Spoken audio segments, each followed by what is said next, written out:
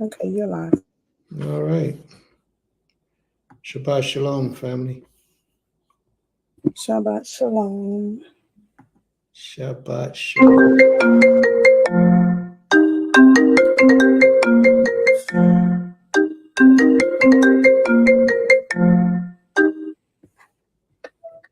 Okay, that's the party jingle. That means someone have a party. All right, let's rock and roll. It's that hour, family, that 4 o'clock hour, when we acknowledge, thank, and praise the Creator by giving a commandment to the Most High King. By giving a commandment to this King. Well, we thank everyone who has willingly participated at this moment to give thanks to the Creator. It's now our time. I don't know why none of my apps for the phone, I put a picture up, but none of those pictures seems to be showing when I open the live. I don't know why. So it's time, family. If it's you and you would like to give thanks to the Most High or give a commandment to the Creator, now is the time to do so. Ima, you present? I'm present. Okay. We're gonna wait a little or just go into it. Say that once more. Yeah, we're going to give a commandment to the Creator and we're going to move forward. Do you have a commandment that you'd like to give to the Almighty? I'm looking at this one.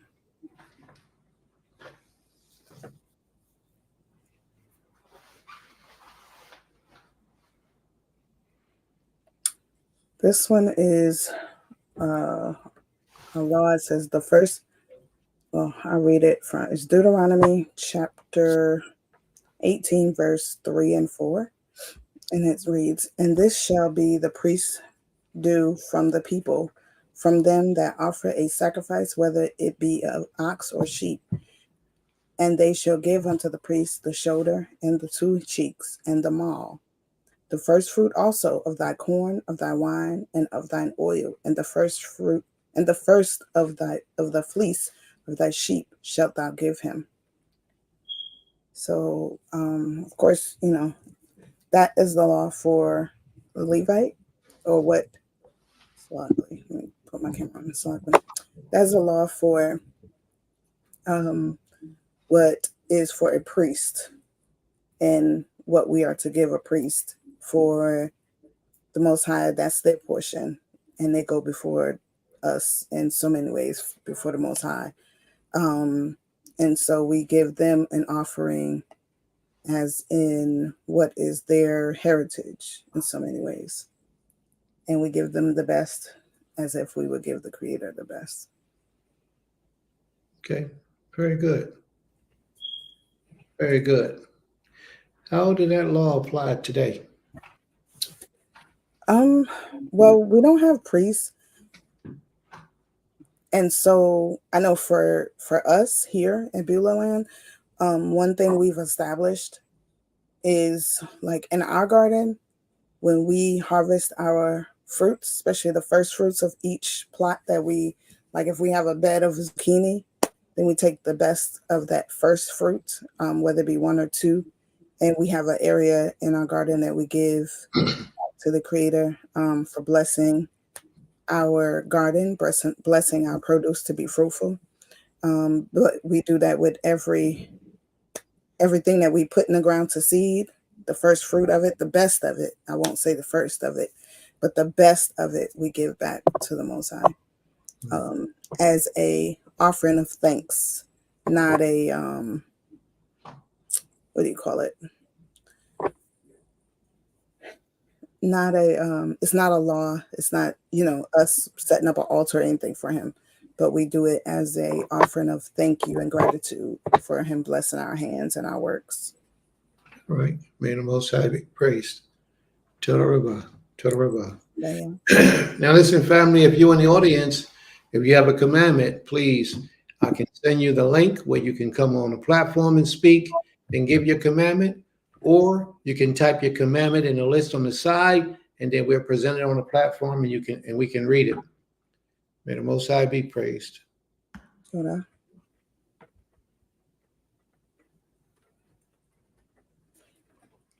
Hey, All Shabbat right. Shalom, everyone. Can you hear me? Shabbat Shalom, Abba. Shabbat Shalom, Imam. Shabbat shalom. on.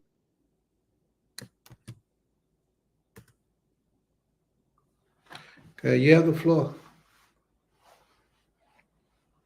All right, you want to present Saadias? Came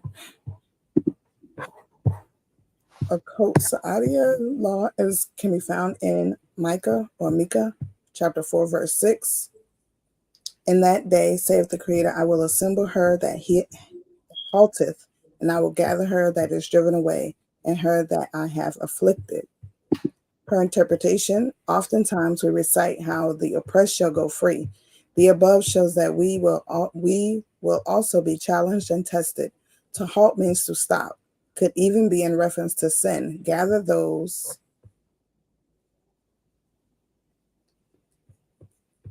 Well, if she finishes it, but it says gather those. To halt means to stop.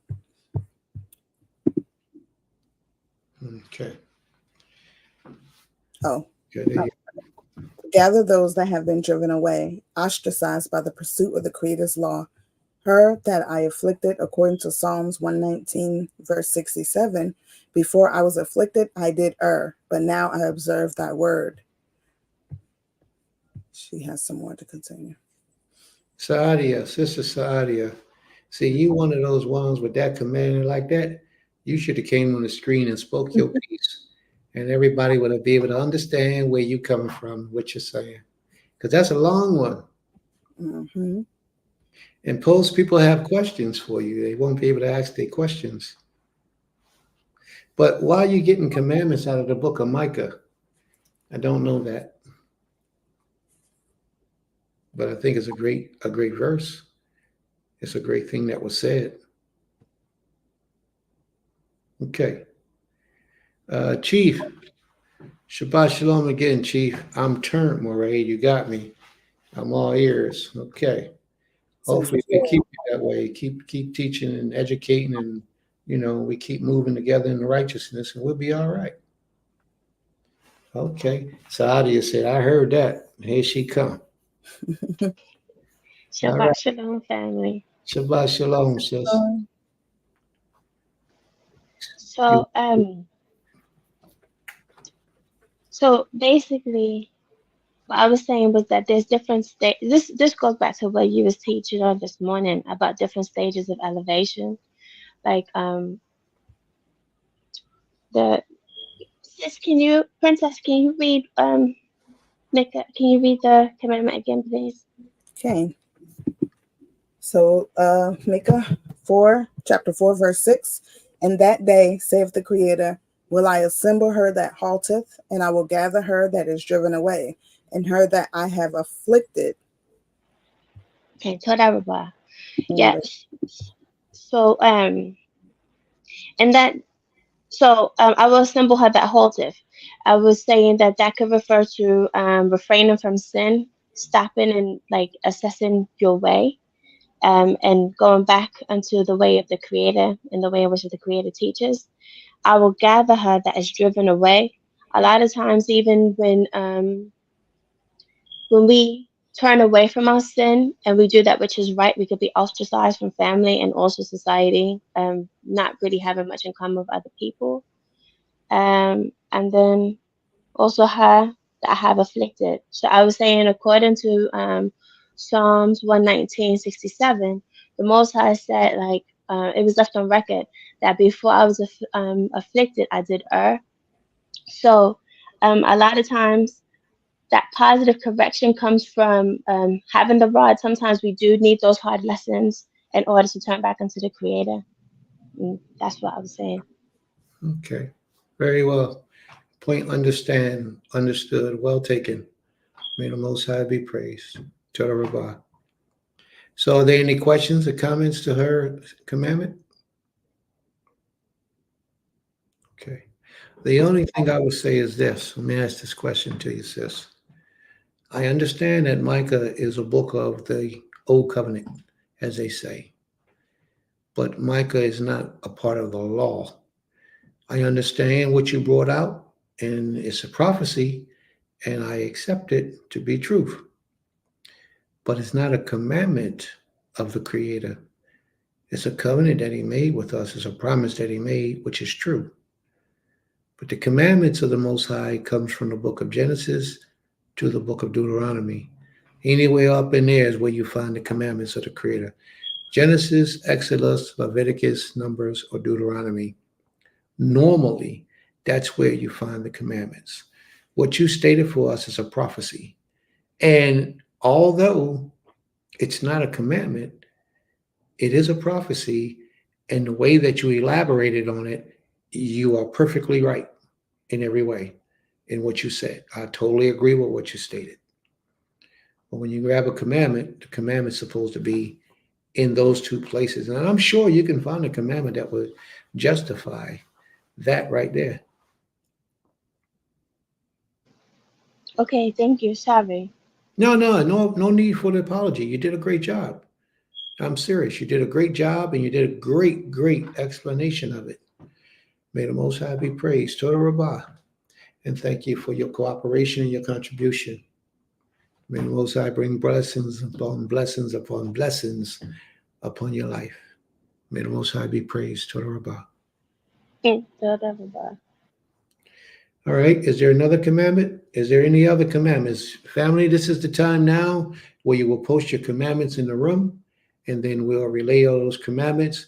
We also put the link in the room so that you can come and you can recite your commandment in person instead of just expecting us to read it and then we not translating what you said correctly. Like Sister Saadia just did. She came in, she broke it down, she dropped some jewels, and she dropped the mic and left. Dropped the mic and left. So you all have the opportunity to give your commandment either verbally or you can type it in the room and we'll bring it up to the screen. May the Most High be praised. This is that part of the day. And then after that, we're getting into our book.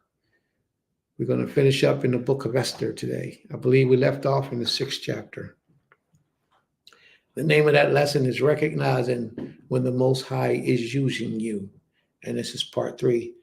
Bane, did you have a commandment you wanted to say?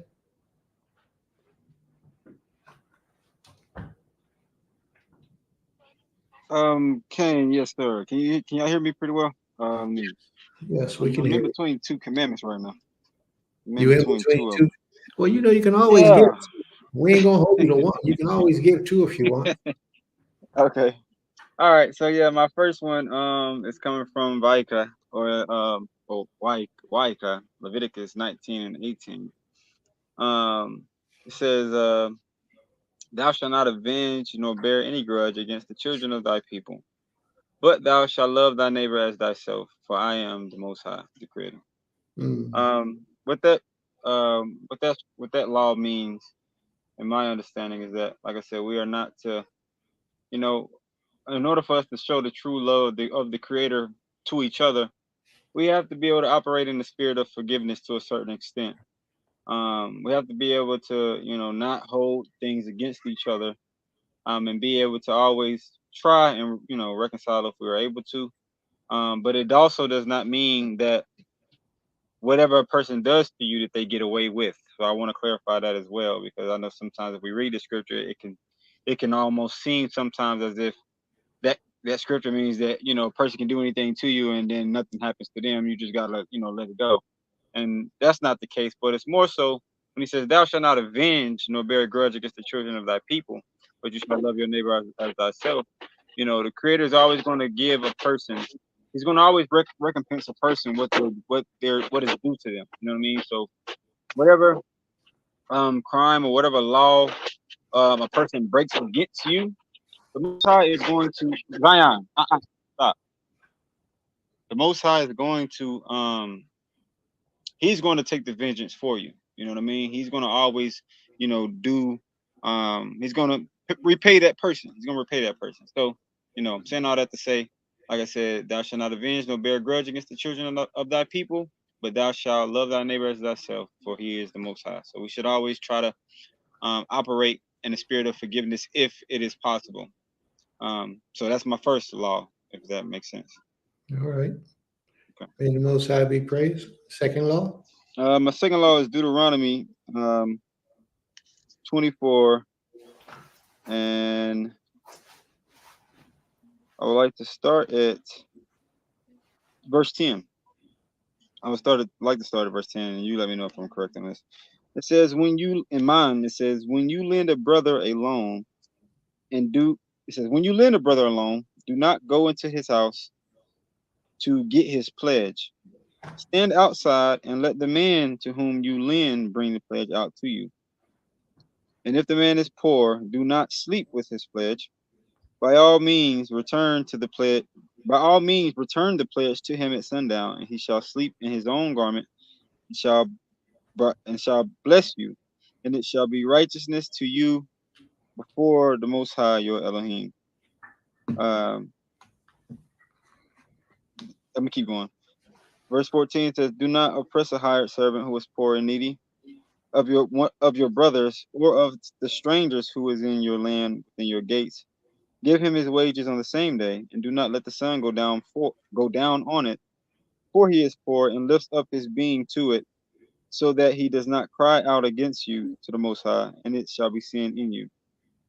So this scripture here, it spoke out to me this law. I assume, you correct me if I'm wrong, Abba. Does this law, like all the scriptures I read, do they kind of coincide in the same law, or are these different laws that I just read? All right. Tie them together and show us how they coincide. Okay. So I want to say maybe about like 3 weeks ago, I was in meditation, and the Most High, he spoke to me on a few different things, concerning like my finances, right? And when it came to my finances, I felt like I was not where I needed to be in certain areas, of my finances. So I felt that, I was not where my desires, to be was at. I wasn't where I would desire to be. And so the Most High began to show me, and he brought this law to my mind. He began to show me many times where, say for instance, like I'll use this as an example. One of my lawnmower that I have, I used to make payments on my lawnmower, right? Because I made the payments to my grandmother because she had got me the lawnmower, and she had got it in, she got it in her name, and so the payments were due to her every month. And so sometimes when I would, get my funds and get paid, and this was, it's a while back, but it's something he brought to my remembrance. Whenever I would get paid sometimes, because I would have so many other things going on that I, felt like I needed to take care of first, sometimes I would lack in that area. Sometimes I would like send her, I wouldn't send her what I needed to send her at that time. Like whenever it was due, I wouldn't send it. And so because I did not do that in certain aspects, and not even just that, but as I'm growing as I'm growing and becoming a better man, a stronger man, I've realized that sometimes in our life, if we don't strive our best to keep the laws of the creator, and we don't strive, especially like when it comes to something that if I owe someone something and I don't, pay them what I owe them, you know what I mean? And I try to take care of other things that I feel I need to take care of first, then sometimes what the creator will do is he'll allow certain things to happen randomly, or he'll allow things to come upon us to where now I'm having to kick out. I was, kicking out money in other places, and I was paying for other things, and it seemed like my finances was like a hole was in my pocket, you know what I'm saying? And it's just like my finances was going down the drain. And so I was meditating on that, 3 weeks ago. This was going to be my law last week, but I chose a different one. But yeah, the creator put it into my spirit that, he just showed me all the different times where like I had an opportunity to just take care of what I need to take care of first. And then he was going to allow more things, more opportunities to open up for me to make more finances or make more money in certain circumstances. But because I did not do right by, certain people around me to the best of my ability, that he allowed me to fall into certain situations financially. He allowed me to, have to go through certain things so that I could reflect on certain things and reflect, on my finances. What did I do with the money when I had it? You know what I'm saying? When I did, had this money to be able to pay my grandma what I was supposed to pay her. I felt like, okay, well, let me go. I need toiletries for the house, so let me go let me go get my toiletries first, and then I'll give her what's left. Whereas I should have just went ahead and took care of her because this was something I had already agreed with her first. You know what I'm saying? Before anything else, and I should have been taking care of that first. And so he convicted me on that. You know what I'm saying? And I'm saying that before the people because I went before him and confessed it, and I went to her, but now I'm speaking it just before the people. But yeah, that's what that scripture, that's what those laws are pretty much saying to me. You know what I mean? If a person, if you owe a person something, give it to them. If a person is poor and they're in a less circumstance than you, you know what I'm saying, give it to them. If you lend a person something, don't go and try to take it from them. Allow them stand outside and allow them to bring it back. Give it to you and pay you when they're able to, in a sense. So correct me, please, if I'm wrong, but that's just a little bit of my understanding on it. Well, you said if a person is poor and you owe them something, you give it to them. That person don't have to be poor. That person could be filthy rich. But Right, if you owe them, you pay them. right, If you have it in your means to do so. yeah, If you don't have it in your means, then you can't give what you don't have. But if you have it, then you should be paying them before you do pleasuristic things yeah, or before you do things for yourself that's going to benefit you. right, So your grandmother should have been priority number one. right, She should have been straightened out to the best of your ability. right, Not just because she's your grandmother, for two reasons. One reason is because you gave the word that you would do it. Second reason is because it's an individual that put her name on the line so that you could have something that you needed. right. So that should be priority number one to make sure that that get done. Yes, sir. May the Most High be praised. To the Rabbah. To the Rabbah. So yeah, I guess both of those could be tied together in that instance. All right.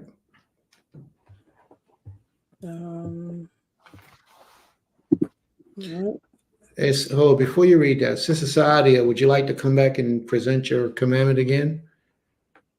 You mind? You can begin. Okay. All right. Autumn's law is Leviticus chapter 21, verse 9. And it reads, "And the daughter of any priest, if she profane herself by playing the harlot, she has profaned her father. She shall be burnt with fire." And let me correct that too, because earlier, Ima, I heard you say that we don't have any priests. It's not that we don't have priests. We do have priests, but the majority of them don't know that they're priests. Yeah. They don't know that their lineage, their bloodline is of the Levitical priestly order. A lot of our people don't know that, but they are here in the midst of us. So yes. And just reading this here comment, and the daughters of any priest, if she profanes herself by playing a harlot, she has profaned her father, she shall be burnt with fire. Just reading that, if she has profaned herself by playing a harlot, what's a harlot? You know what I mean? Mm-hmm. In today's time, we consider a harlot to be a woman who sleeps with many men. But in the ancient days, if she slept with one man and wasn't married to that man, she's a harlot. Okay. Remember, Tamar was accused of being with one man and gotten pregnant. So that was the proof that she had intercourse with this individual, one man, and they was going to burn her and hit her with rocks and kill her. Okay. You know, a harlot in today's world, we think that you have to run around and sleep with multiple men, but you don't. The only thing you have to do biblically to be considered a harlot is to lay down with an individual. Okay. So, Ishi, you want to give us your account, Ishi?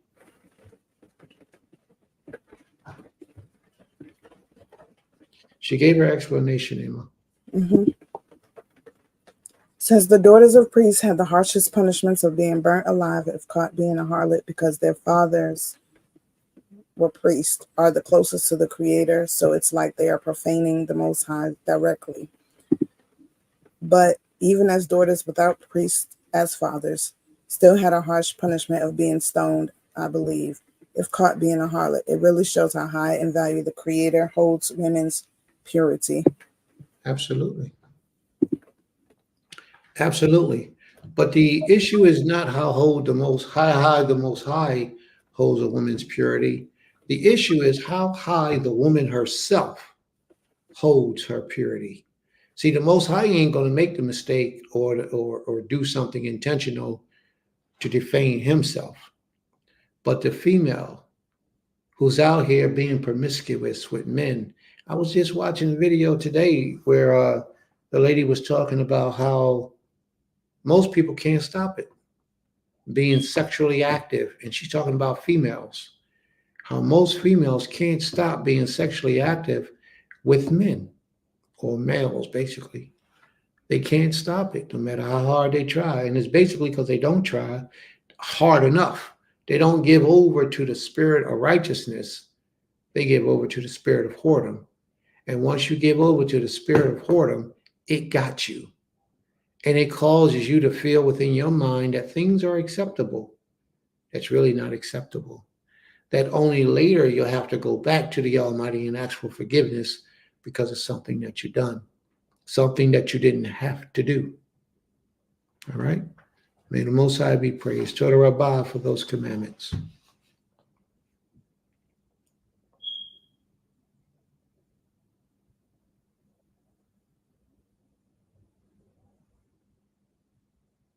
Ima, are you speaking? Okay, I apologize. Saadi's commandment can be found in the book of Deuteronomy, Devarim, chapter 18 and 10.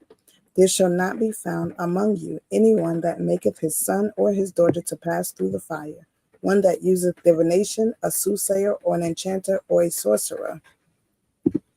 I think this is her explanation. We should not take any accursed thing unto us, neither should we dedicate our children to any power source outside of the Creator.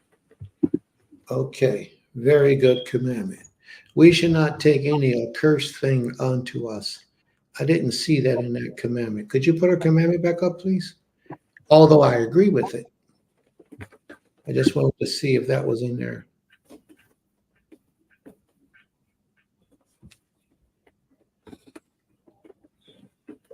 Okay. All right. The Most High be praised. Torah Rabbah for that, sis. May the Most High be praised. I would also like to remind everybody to like, share, comment, and press the bell for notifications. We have, I believe, 1,900 people in the room and only 700 likes.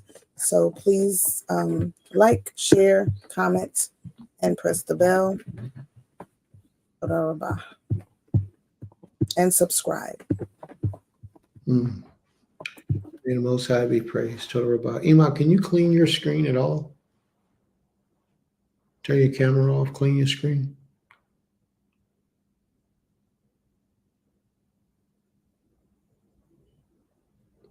Yeah, that could be true, sis.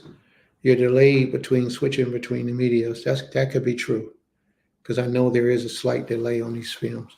Okay, it must be the sunlight. That does look a little better, but you still got that. Oh, that must be the holiness. How could I be mistaken? That's the holiness shining upon you. That's what that is. The Most High got that holiness glitter all around you. Look at that glow. She's shining, boy. You radiating. I have my blur screen behind me. May the Most High be praised. There ain't no blur. That's the holiness. All right. Are there any other commandments, family? Anyone else have any commandments that they'd like to present?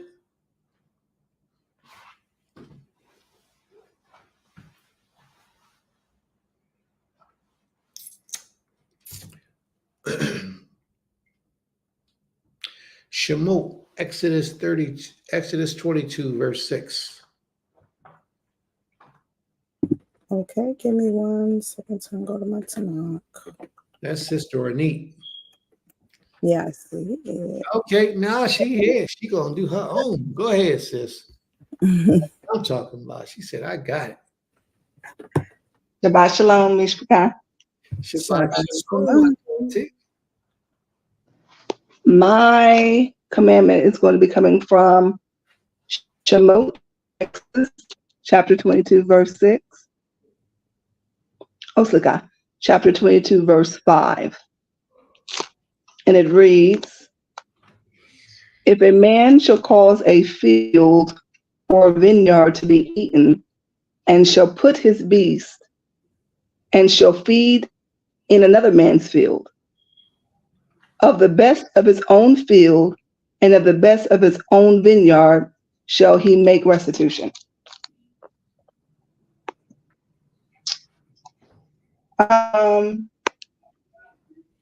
Basically,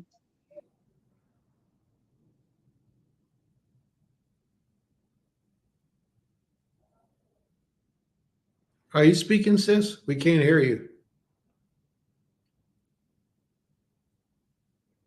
You must have dropped signal.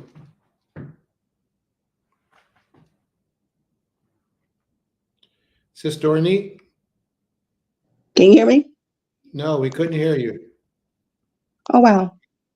Can you hear me now? Yes.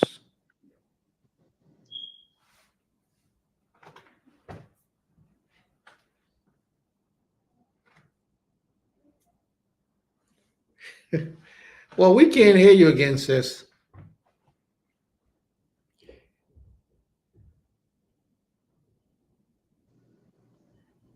I don't wonder know why what you can't hear me. I don't know. It keeps on going out, in and I can out. hear you complaining. So just whatever you're doing, stay like that and speak. Okay. Can you hear me now? Yes. If someone allows their animal to graze freely, they are responsible for where that animal goes. If the livestock strays into a neighbor's field or causes damage by eating or trampling crops, the owner of that livestock is at fault. Um, this law basically requires the owner of that livestock to compensate the owner of that damaged field or eaten field. And the compensation should come from their best produce of the offending party's own field or vineyard. Um, this is to basically ensure that the victim is fairly compensated for their loss and that the responsible party is held accountable. So that translates even in today's time. Um, and it basically emphasizes fairness and importance of taking responsibility for one's action. Um, you know, we should always be respectful of people's property and the rights of others. And if harm is caused, then one must make it right. There you go. May the Most High be praised. Well, let me ask you a question, sis. What if the owner of the field don't realize that your animals ate up his fruit? What should he do? He should. He said, "If the owner doesn't realize it." Yeah, if the owner of the field don't realize that his neighbor's animal came in and ate up his field, say he was But on vacation or he was visiting Beulah land at Temple Kepharim, and then he goes back to his own field, and half of it is gone, and he don't know how it happened. What should the person who know that the animal ate that field? What should he do? when the owner, he should bring it to the owner's attention. Whenever the owner comes back, the person should definitely bring it to the owner's attention that this happened, just on good faith. Just on good faith. Mhm. Y'all see that? That's the type of people we're raising here. People who are willing to volunteer their services because they know that they messed up and you don't know that they messed up. People who are willing to come and apologize when they feel in their spirit that they have done something to wrong you and you don't even realize that they've done something to wrong you. Those are the Mhm. people we're dealing with right here. That girl right there is sharp. You something special, sis. You something special. It's like, to make another quick example, I was at the grocery store at Whole Foods one day, and I seen a lady return a cart, but she did return it totally. She kind of just l- returned it halfway and then kind of started to walk back to her car. But that cart It was we were kind of like on a slope.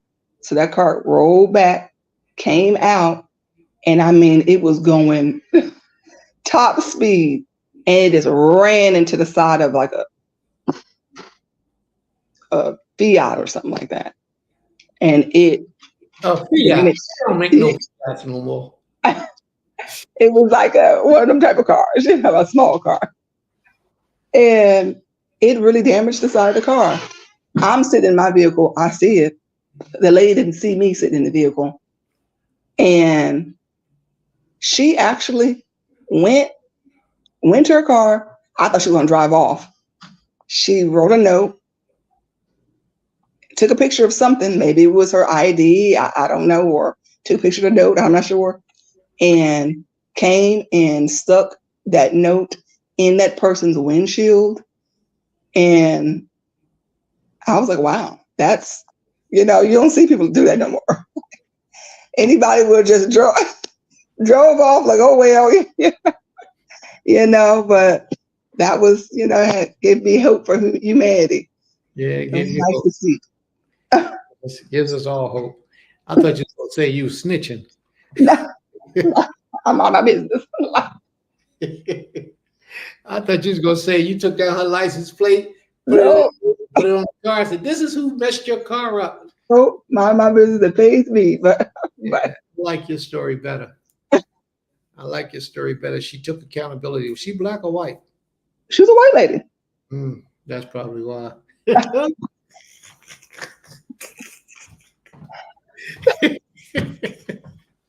She probably filthy rich, had enough money to cover it. No, sisters would do that too. Righteous sisters would do that too.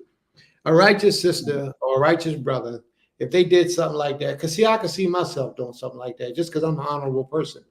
In my own mind, I'm an honorable person. You might not think so, but me, I'm like that with honorability. Mm-hmm. And I take that to heart, Okay. I could see myself doing something like that. But that was a good thing, especially for you to witness it, because I know you was down like people. So that's good. May the Most High be praised. Tell the Rabbi. All right, Iman, you got another one? Cain and Sukari. A law can be found in the book of Deuteronomy, Devarim, chapter 28, verse 3. And it reads, sorry.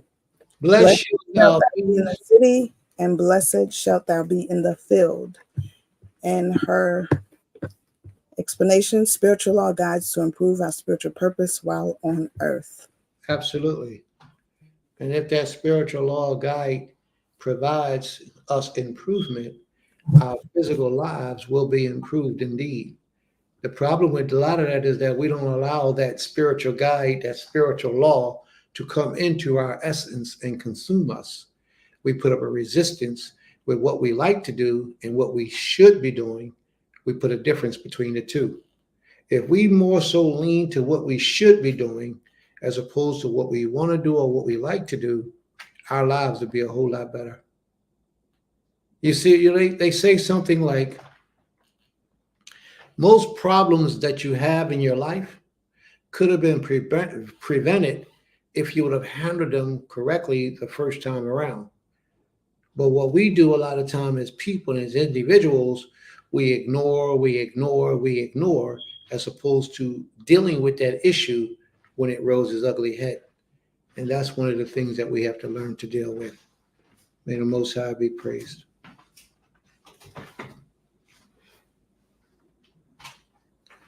All right, give me the white one. All right. Ima, is there anyone else? I don't see any more. All right. All right. May the Most High be praised. All right. My commandment is this: thou shalt not steal. Thou shalt not commit adultery. Okay, we got somebody come up and give us their commandment. Shabbat shalom, sis. Sis Mora Zakaria. Shabbat shalom. My apologies. I was trying to figure out how to unmute. Shabbat shalom. Shabbat shalom, everybody. All right. I sort of have a two-part law as well, but it's like right in conjunction with each other as Akazante's was. So Torati Hayum by Dabarim 13. I don't know how to say 13 in Hebrew. I've been trying to practice. Nasik, you here? You hear me? Um, so it is Devarim 13, starting at verse 6. And it reads, when your brother, the son of your mother, or son of your daughter, or wife of your bosom, or your friend who is as your own being, entices you secretly, saying, let us go and serve other mighty ones, which you have not known, neither you nor your fathers, of the mighty ones of the people which are all around you, near to you, or far off from you, from one end of the earth to the other end of the earth. Do not agree with him or listen to him, nor shall your eye pardon him, nor spare him or conceal him. But you shall certainly kill him.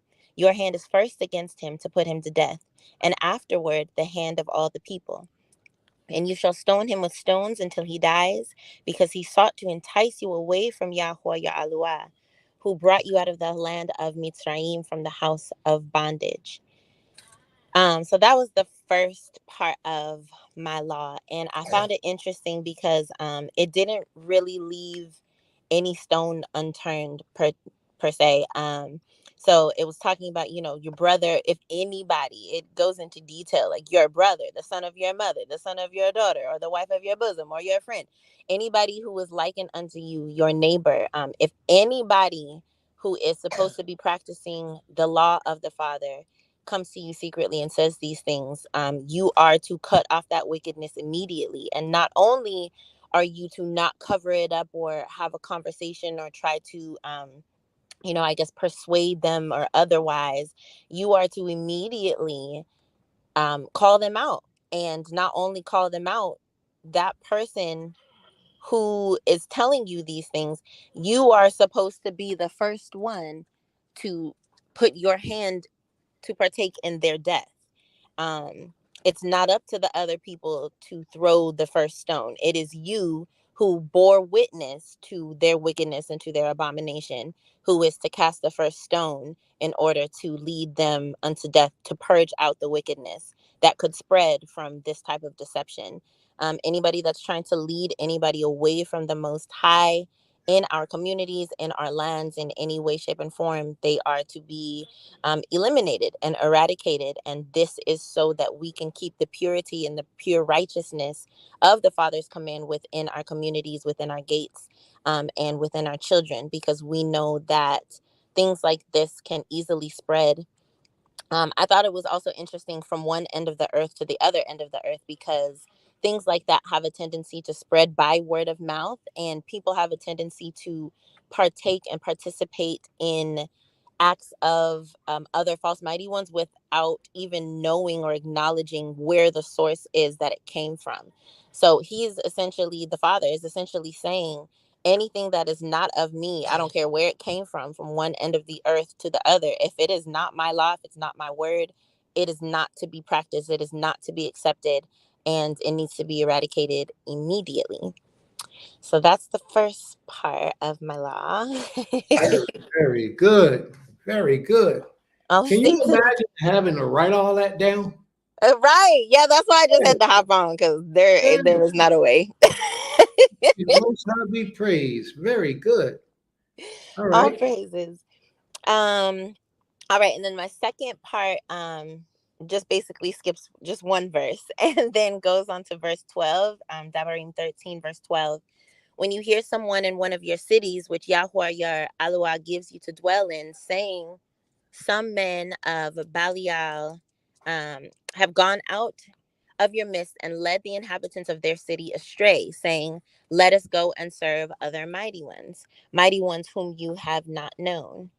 Then you shall inquire, search out, and ask diligently, and see if the matter is true, and establish that this abomination was done in your midst.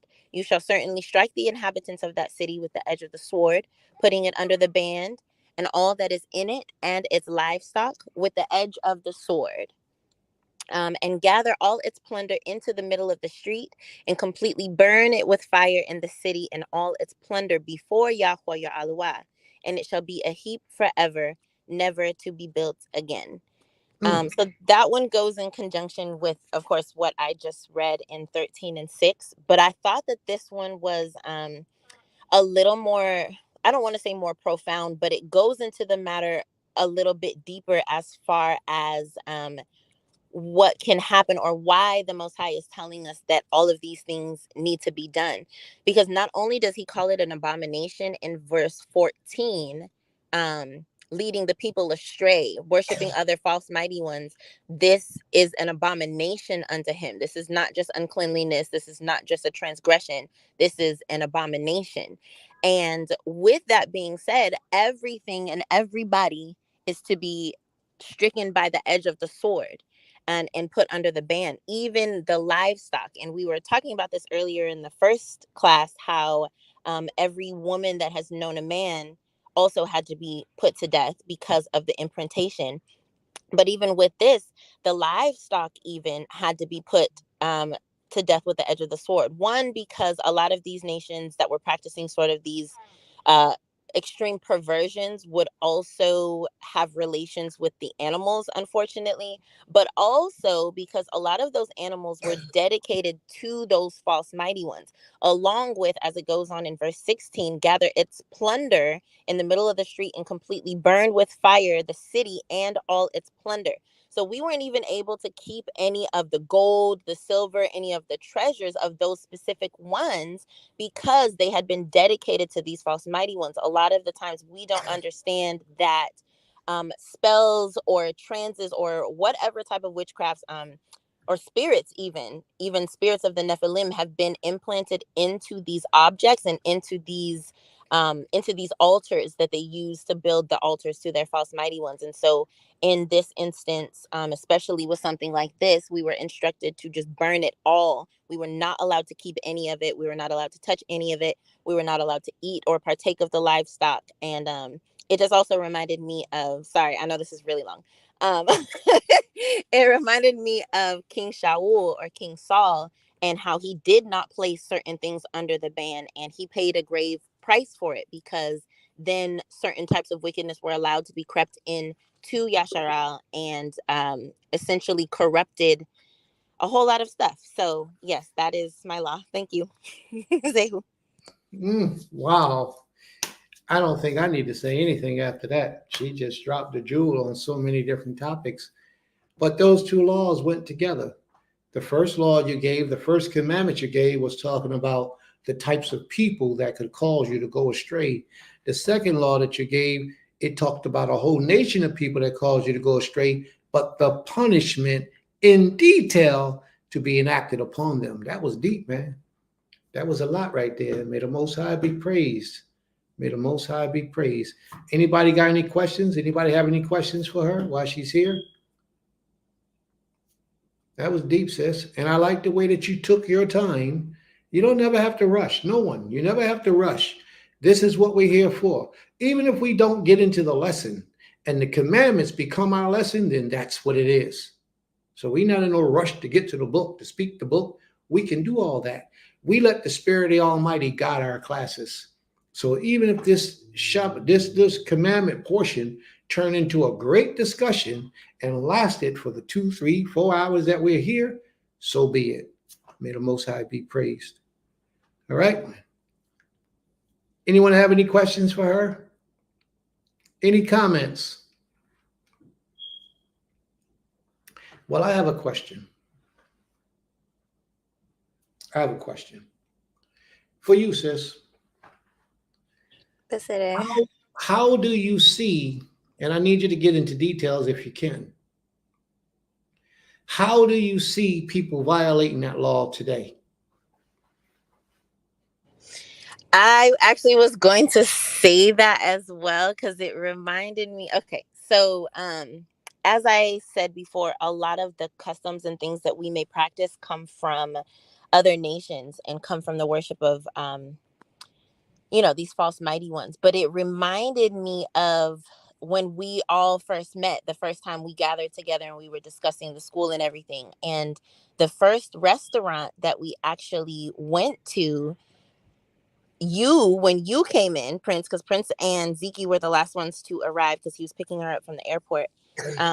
And when Prince arrived, he noticed that there were Buddhas all around the restaurant. And there was one particular one that was just blatantly in the restaurant that nobody else noticed, right? None of us noticed this. The importance of the eye of the man, right? The protection and covering. So we didn't notice this. We had set everything up. Some of us ordered drinks already, and Prince came in and noticed the Buddha, and he said, "We gotta go. We about to leave." Um, and as soon as he said, "There's this false mighty one here," we understood and got up and took our things away, because we understood that the food that they were going to prepare would have been dedicated to this false mighty one. A lot of the things that they practice within the building, we don't know what they're doing when the lights go out or when they're closed. They could be doing seances or whatever they're doing that is anything of the most high, anything that's not of the most high. We don't need to partake or participate it in any way, shape, or form, let alone patronize it. So that's a way that we see a lot of this happening, the acceptance of a lot of these other practices that are not in accordance to scripture and that are literally dedicated to false mighty ones. That's one example. Very good. Very good. Very good indeed. May the Most High be praised. Let me ask you this question, and it's not necessarily to you, it's to all of us. And if anyone has something that they would like to chime in on this, please do so. Then what is halal food? Food. So, from my understanding, halal food is also food. It's supposed to be prepared in a certain way, apparently, but it's also been prayed over, to my understanding. And that has also been dedicated to their mighty one, from my understanding. Very good. Very good example. And the reason why is because this, to see, that little topic can go far. And we're going to take it a little bit. We ain't done with it yet. We're going to take it a little bit. There are a lot of people, Israelite people, who believe that halal food is acceptable and that we can eat halal foods. But we shouldn't eat halal foods, because the whole halaling process, they have to say Bishmillah in the name of their deity before they cut his throat and before they offer him up. The animal had to be raised a certain way. All these types of things put spirits and energies into the life of these animals, even after they are cooked and prepared. It's just on a higher spiritual level than most people are aware of. Let's get to another level. Let's go to another level. I used to have this vinegar, apple cider vinegar, Bragg's, and it was a very, very good apple cider vinegar. It was one of the best. And then I started to notice that Bragg's had this little fish on the side of the bottle. So I did some research and found out that it was a Christian company that dedicated a portion of their proceeds to Christianity and what they did and how they lived. Well, I could no longer eat Bragg's. I had to let it go. We have a whole refrigerator in the house full of Morning Star products, because Morning Star has vegan products as well. And we had a class here. And one of the classes, somebody pointing out that Morning Star was owned by Christians. So we won't be buying any more Morning Star products. It's a wrap. Now, why do we do this? Because in the law, the Creator says you should not eat foods that's offered up or sacrificed to deities. You shouldn't eat their food. Neither should you partake in the food of those who practice idol worship. You can't eat their foods either.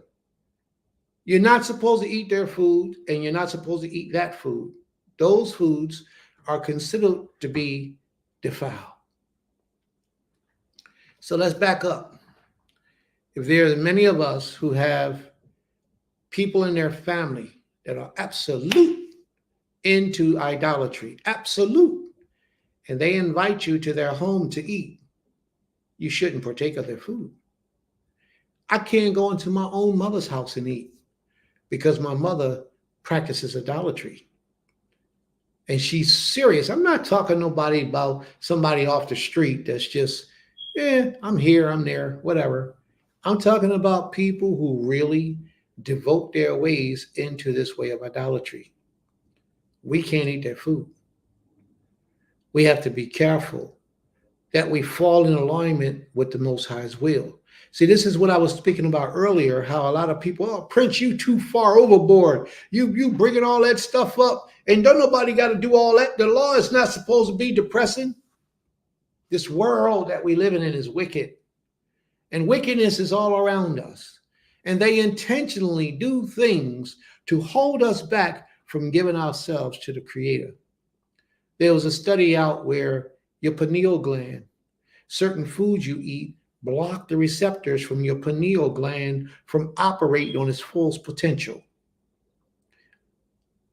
The Creator has placed a law for us not to eat certain foods. Why do you think that would be?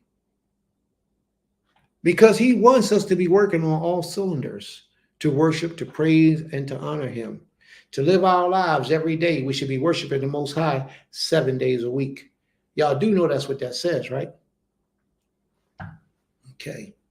So we have to separate ourselves, and we have to go into the extracurricular activity, look at all the ingredients, know these people's history, backgrounds. And if you feel uncomfortable with a people, don't eat their food. If you're not so sure about what they do, then don't eat their food. There's a vegan restaurant that we have in Georgia that we just love. Well, I brought back like 4 dishes the other day. But I wasn't so sure who they were, so I had to make sure. I went into the restaurant, looked around, and looked at all the pictures, and I saw a lot of Afrocentric pictures, but everything was about us as a people. About us as a people. So there was no reason for me to say, oh, but got to let this food go. Because I will in a heartbeat. It would hurt me to my heart because I really enjoy their food, and there's not a lot of places I can go into and eat their food. But I would have cut them fast as a shit. And been done with them. The name of the restaurant is Love Kitchen. It's in Lithonia, Georgia. So if I'm giving them a shout out, so be it. If you're in Georgia, Love Kitchens, Lithonia, Georgia, it's a great place for you to eat vegan food. And we enjoy it. We brought back big trays, fed everybody in the community that night. We sure did. And we were grateful and thankful. But that's how you do it. You got to be mindful. If your mom was a Christian, your mama practicing Christianity, and I'm talking about a devout, strong, idolatrous type Christian who believes that Jesus is God and all that type stuff, that's idolatry. That's a form of idolatry, and you have to be careful with that. You know, I don't have a problem. Me personally, I don't have a problem with people who believe that Jesus, Yeshua, is the Moshiach. That's not an issue for me. That's nothing for me to even discuss with that individual. But then there are some who goes way beyond that and believe that he's the creator. Well, I would like to talk to those people, sit down and have a heart-to-heart conversation with those people who believe those things. And then that's just a conversation for us to have one day. And that's not to say that we can't fellowship. That's not to say that we can't talk with each other and we converse with each other. It don't even mean that we can't play and laugh at it with each other. It doesn't even mean that. But I would like to seriously have a serious conversation with you one day where we can crack the books open and you can just show me, because it might be something I'm missing. And if it's something I'm missing, I need to be brought up to speed. So if it's something I'm missing about that character, then please bring it to my attention so that I can come out of my idolatrous mind from serving the Creator and the Creator alone, so I can do what you understand needs to be done. So let's have that conversation, though. And this is not to bash anyone, but idolatry is one of the things that got us into the situation that we're in. So many people practice idolatry today and they call it worshiping the Almighty, but that's not true. All right. My brother said he's done with Morningstar products. Absolutely. Ima? Um, Kane, I wanted to, because we were talking about, you brought up halal and those foods. And Sister, I think Hadassah put, we need to eat kosher. But kosher does not mean it's clean or in dietary laws. You can go to, I know I've seen it in the Jewish stores here. It's a Kroger in the Jewish community out here, and they have kosher pig. So, and kosher just means that a rabbi prayed over it. And it's just a paid for symbol that's put on a lot of products now because they know that so many of us are going to eat it because it says it's kosher. So we have to be mindful of that as well. And as so many have said, we just need to read the ingredients because at the end of the day, we got to understand that most of this stuff is just about money, making money. And they get paid for that sign to be put on all products that it's on, and they pray over it. And even in the instance, we understand that Jewish people pray to Elohim, but they're about money. That's what a lot of the economics and things like that are based off of their standard of um, their standards of capital. Sexual purity. Right, exactly. Well, And capitalism. So be mindful of the kosher signs because you can see something that's kosher and it has something like L-cysteine in it, which I have read it many times. And L-cysteine is duck. It could be duck hair, pig hair, human hair, any type of product they want to use. So I would just say everybody read what you eat, period, and eat really according to the dietary laws, the clean food, not necessarily because even vegan products have stuff in it that they say is clean, but when we read further into it, it's not. It may be vegan, but some of the products they use to go about it is not. So, Toda. right. May the Most High be praised. Sister that said, when I reference kosher, I mean food prepared and slaughtered according to halakha by the standards of Torah. I absolutely agree, and I'm aware many kosher labeled products are not organic or clean. All right. Now let me say this, if I may, and then Benazante wishes to speak. Excuse me. The Jewish man who are the generators of the kosher symbol, he also says that it's okay to sleep with a little boy if he's under the age of 9 years old. I put that on my post on my Facebook. I took the actual commandment that they have out of the Talmud and posted it. So these are the same. This is the mind state of these individuals. This is the mind state of these individuals. That's what they believe. They say if you have intercourse with a little girl below the age of 2, at the age of 2, you can marry her. And in order for you to fully be married with her, you have to consummate the marriage at the age of 2. You have to consummate the marriage at 2 years old, and she's your wife. This is some sick stuff, man. So what makes you think these people, if they got that in their law, what makes you think that these people are going to care if you eat pig or not? They have in their law, well, let's say not their law. Let's say this, because this is a fact. The Jewish man allows you to eat pig if they cleanse it through acid. They take the pig through a process, the pig bones, all that stuff, they clean it through a process, and then it's acceptable for you to eat. And that's unrighteous. The Most High says you shouldn't have no part of them, no part at all. But the Jewish man, we have so many Hebrews that's running to be Jewish. Why would you want to run to be an imposter? as opposed to remaining who you are in your culture and your nationality. I understand the order that they have. A lot of people go because they're organized, they're structured, and that's cool. But we can be that way as well. We are that way. We can do a whole lot better, but we are already that way. Depends on what group and fraction you belong to.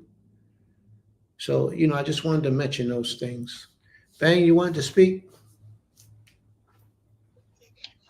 Kane, I just wanted to let me back off of what's already been said, and also the question that you had proposed when you said pretty much how can we see these things, these forms of idolatry, these forms of deception taking place inside of our, inside of this world around us today.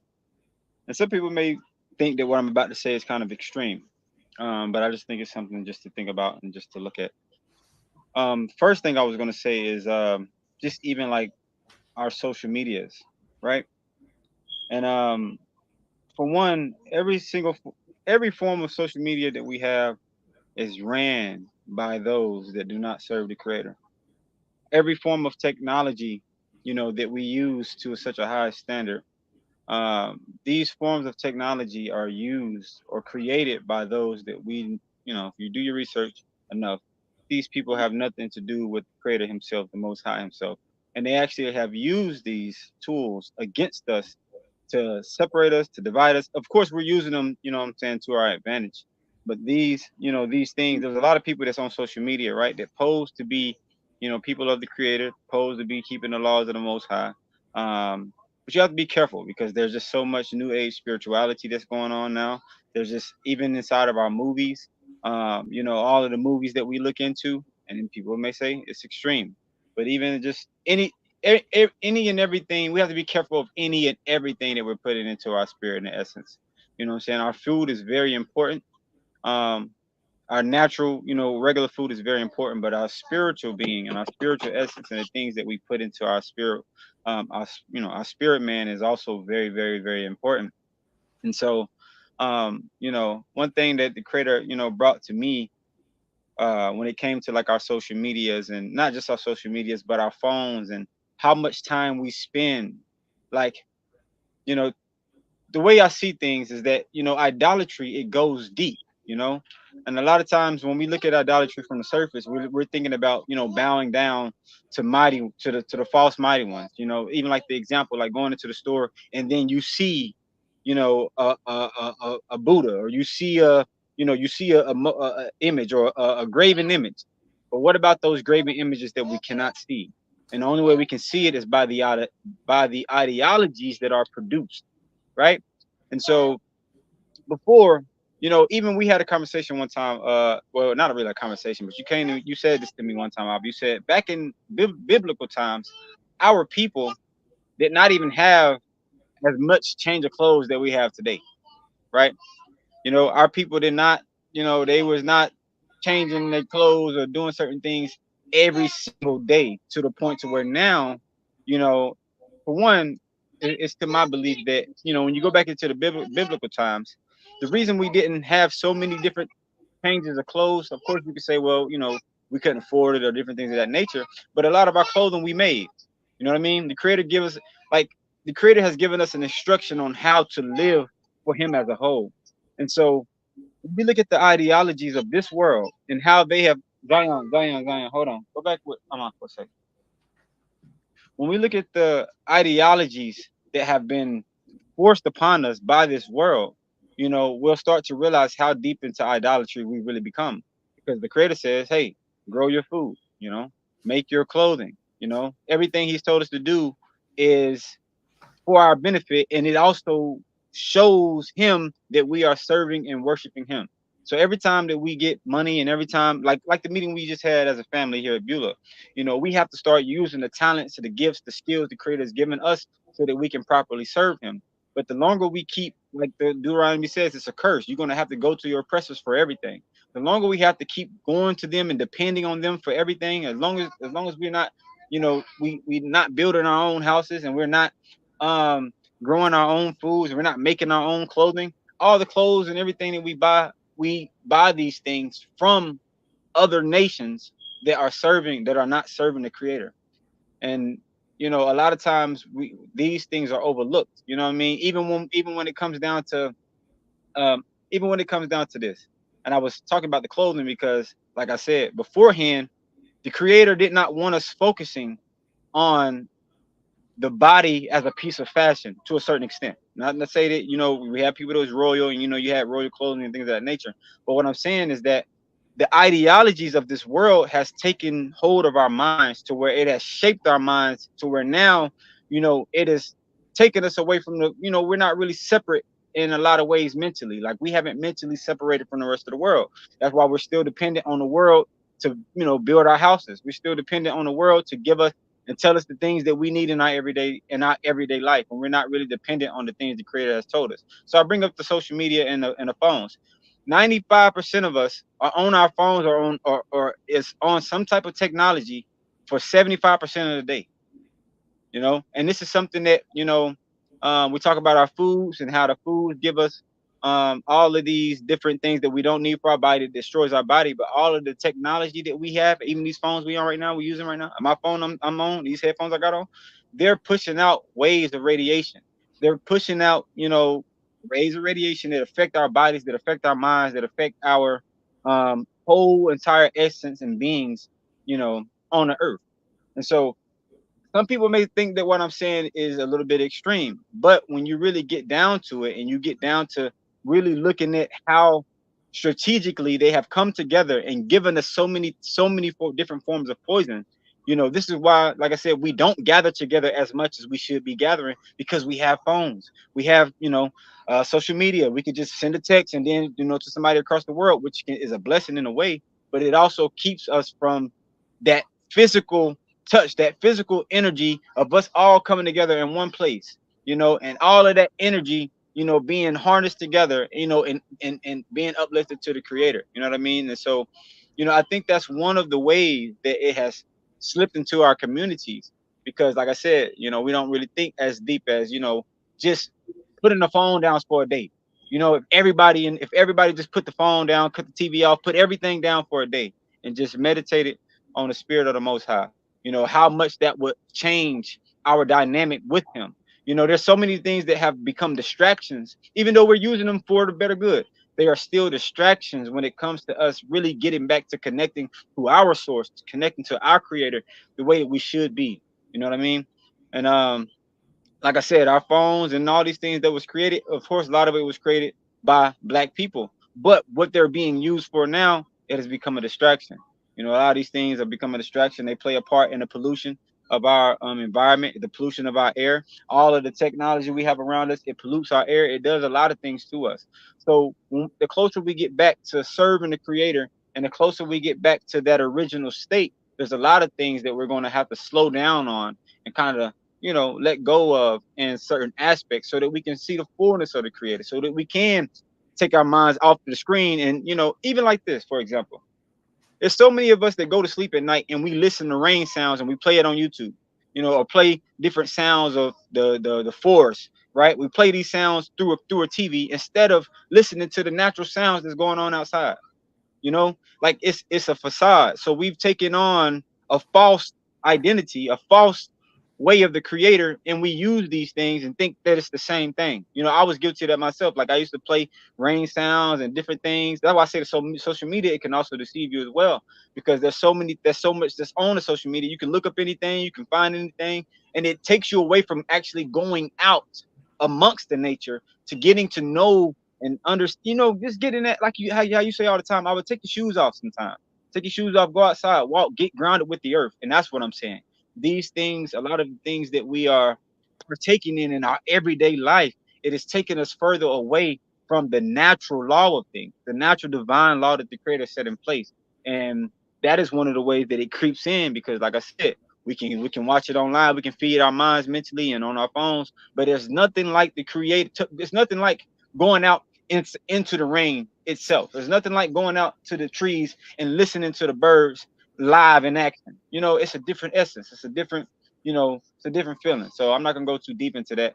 But those are some of the ways, we have to be mindful of our spirit man and how we can really get our spirit man and our spiritual energy, our spiritual essence to be reconnected with the creator in its truest form, and not always through a device, not always through something that man has made and say, hey, I'm going to give you this.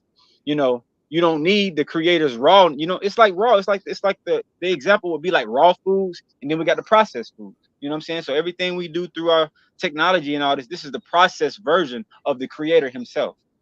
And that's, with that I yield. Let me know if I'm sound off, but that was just something that came to mind. Okay. No, you're very good. That's very accurate. And you just went deep on the issues and problems that we have. But see, this is what we need to do. We need to learn how to make our own clothes from scratch. From the plant that you take and take the fibers and weave it into thread and make the yarn and make the material. We need to learn how to provide for ourselves, like in the caveman days, starting over from scratch. That's the level that we aim to go to. That's Prince. That's Flax. That's right. Okay, and if That's I could, my bad, Baba, my bad. I was just gonna say one more thing, if I may. And by us doing that, by us getting back to those ways, and like really making our own clothing, and getting into doing things ourselves, it will strengthen that spiritual connection from us to the creator. Because like he says in Hosea and in Isaiah, he says, my people are destroyed for lack of knowledge. You know what I mean? And it's not because the knowledge is not there for us to receive. It's just the simple fact that we are not taking it upon ourselves to go out, and learn these things. So when we had our conversation about making our own linen, right, from flaxseed, right, there's so much knowledge that goes into making it. So now, by us just deciding to make our own linen, right? Now we have to go and seek out knowledge. So now we have to go out and seek out, okay, well, what type of sun, how much sun does flax need? How much, water does flax need? How much time and attentiveness does flax need? Like it's a whole well and fountain of knowledge that comes from just that one idea alone. But if we continue to depend on the rest of the world to do it for us, we'll always be in a place of feeling like we know something, but not knowing anything at all. Not knowing the things that really matter, the things that the creator has really placed in front of us to say, hey, if you want to know me, get to know this. If you want to know me, my true essence, and my wondrous works, the things that we're all, the things we read about in the scriptures, it's always saying how great and mighty is the creator. It's these things around us that if we take the time to really dissect and get understanding of it and do these things for ourselves and learn of the ways of the creator, we'll see how amazing he truly, truly is. But like I said, these other things around us, they distract us from it. So therefore, we never get the fullness of the creator. And with that, I yield. I apologize. I just wanted to add that. That's it. Well, let me ask you a question. What are you apologizing for? Just like I said, I wasn't trying to be long-winded. I wasn't trying to be long, and I also wasn't trying to cut you off either. I wanted to just kind of, when you said something, it made me it brought my point to a close. So I wasn't trying to be disrespectful if it came off like that. So I just wanted to say I apologize. Okay. May the Most High be praised. Is there anyone else who sees this as a career? This is what you started. You started all this with your commandment. And I know with the kind of mind you got, your mind is racing right now with things you want to say.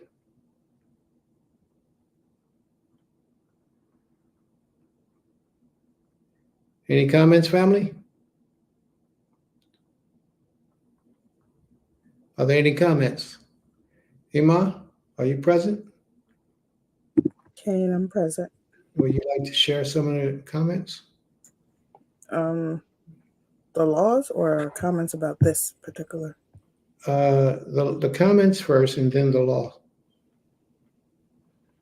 Because we covered a whole variety of things in this portion. Okay. Yes, a lot.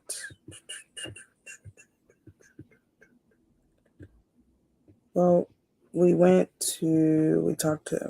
that. I think we saw most of these comments. I think we stopped at this comment. Chief Malak says, also at Prince Kez, don't forget the maybe Zeppe. I don't know. Oh, yeah, he's right. He's right. Yeah, I did forget that. The Jew may use his mouth. I wanted to mention, I wanted to speak on it. When we were talking about the evils of the Jewish man, Mm-hmm. when they circumcise our little boys, they have a process that the Moel does. And in that process, what he does is he put the baby's penis in his mouth and sucked the blood of the baby's penis off the penis. And that's what the Jewish Moel do. They put the baby's penis in their mouth and suck the blood of the baby's penis with their mouth. There has been reports of many young children who have gotten herpes by that transition, by that process.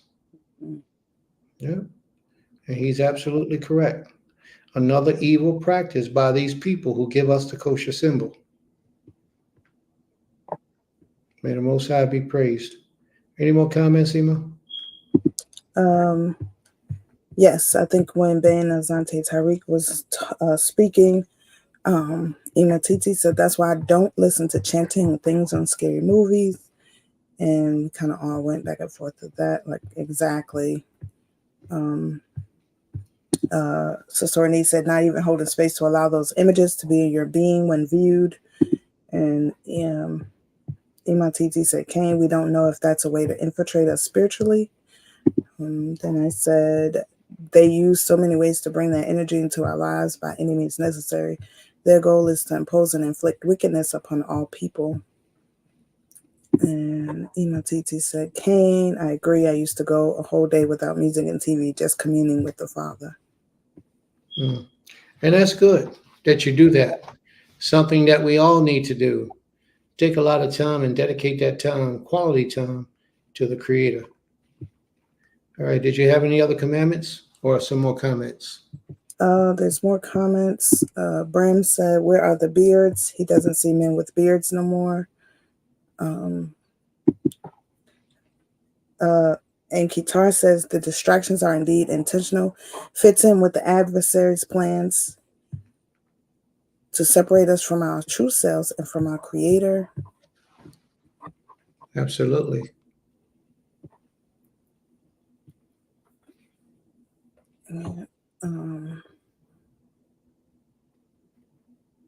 Is that it? And Sister Hadassah said Moria Zante brought out so many important points to reflect on, a return to authentic connection. You did. Yes, you did. May the Most High be praised. Total Rabbah. Zakaria says she does have another comment. Go ahead, sis. You got the floor.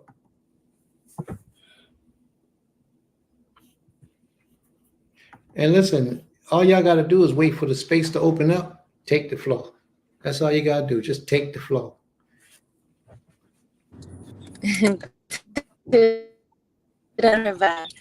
I definitely wanted to just land back on what Akazante said, as far as the hidden and unseen acts of idolatry and worships of these false mighty ones that we partake in. And I think that it is extremely imperative for us to be well aware of those things, and especially as it pertains to our children, because we know that, you know, if they're doing these things on social media and adult movies and things like that with us, how much more the children, knowing that they can influence the children in a certain way to do certain things and to program them literally into certain behaviors. So anybody that knows me knows that my children do not watch TV. Like, if we happen to be out of town and they get a special treat because somebody didn't put something on for them, they will be like, oh, I can't watch that, or I don't know if I can watch that, or I need to ask my mom, or, you know, there are definitely certain things that they already have the understanding of that we just do not do in our household. And that is only because I have a different understanding than a lot of people, and not to say like good or bad, but I am aware of the subtle airwaves and the subtleties and the whispers, if you would, literally, place in these children's shows and these programs and these games and all these things that You're breaking up, influence sis. to You're breaking up. You're Oh, breaking. can you hear me now? Yeah, it's still a little choppy, but go ahead. Oh no. Okay, Yeah. can I be heard now? Yes. Yes. Okay.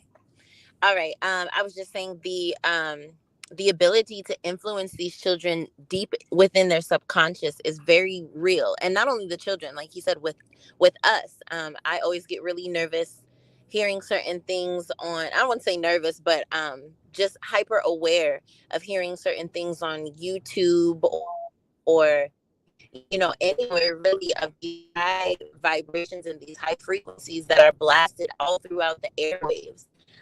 So I agree 100%. I feel like he brought out an excellent point in not just the physical aspect of these idolatries, but even the spiritual, the mental, the emotional aspect of all of these things is very, very important. And we need to be hyper vigilant and aware. Zehu. All right. May the Most High be praised. Uh, Brahm, what do you mean, link me, sis? What does that mean? Link me, sis. Brother Brown, you got to explain that to me. Link me, sis. I'm lost on that one. All right. But Sister Zakaria, Mora Zakaria, you did a very good explanation. Bain Zante, you did a very good explanation, bringing forth your points. May the Most be praised. I'm still confused. I don't know. Laughing my, I don't know what you have to put it in understanding that I could understand, bro. I don't understand. Please, not link with the wife, Moray. What? Okay, link me in the. Okay, give me a call later on, bro, and we'll have that conversation because I don't understand. I'm confused. All right. All right. Are there any other comments you'd like to address? There were a couple of laws, if you want me to read them. Please do. Okay. Okay, we left off with this one. Chief Malak says, Leviticus, Wayikra, chapter 19, verse 26, ye shall not eat anything with the blood. And his explanation is why is there so many blood eaters in Yisrael. He's absolutely right. He is absolutely right. May the Most High be praised. A very good commandment. Sister Opal, her commandment can be found in Deuteronomy chapter 5, verse 18. You shall not commit adultery.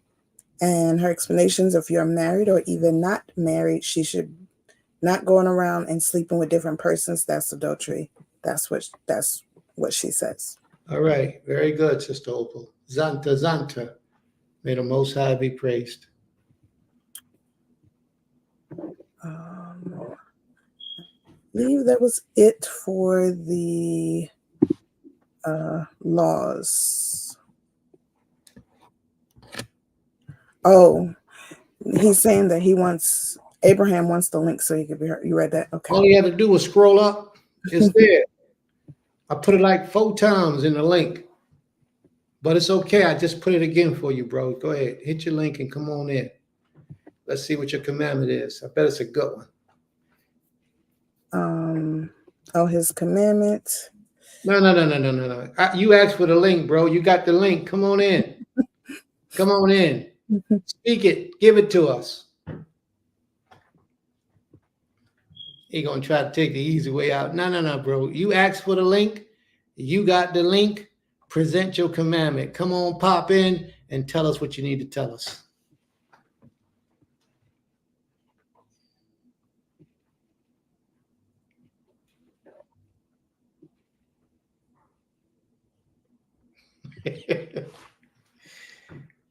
Imam, find his commandment, please, because he don't want to come on. Okay. I think he said Leviticus, Wayikra 19 and 27. 19 and 27. Sometimes if you don't have StreamYard, it makes you download all this stuff. So really? Yeah. Okay. If you don't have it, you have to download Chrome, then you have to download the app and set up sometimes. So all right. So ahead of time, everybody just go out and download StreamYard on Chrome. So when you get the link, you can just come on in. Okay. All right. He get ready to come in. They say, so Iman, you don't need to do his commandment. He's going Okay. to do it for himself. Came. Exactly. Yeah. All right. The brother is here. We're going to add him to the stage. He's coming in.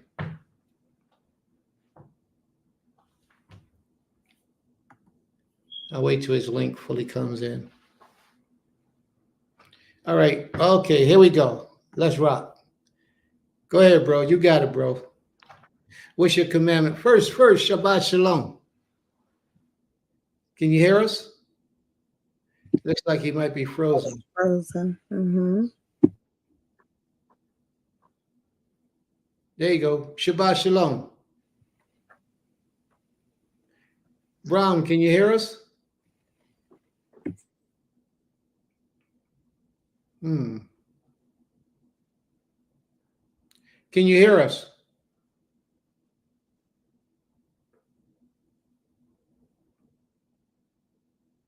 Hmm. All right, let's go on until he gets some volume. Go ahead, Emma. Hey, Brown, whenever you get some volume, you can speak and we hear you. We'll cease where we're at and we'll allow you the opportunity to present your commandments. Emma? Oh, I did want to say that Sakwina Sakari said it's storming where she is, so her power went out. So if we want to say some words, I know a few of us said some words. Power came back. Oh, okay. And I know it was just storming here, so hopefully it won't. I think it stopped for now.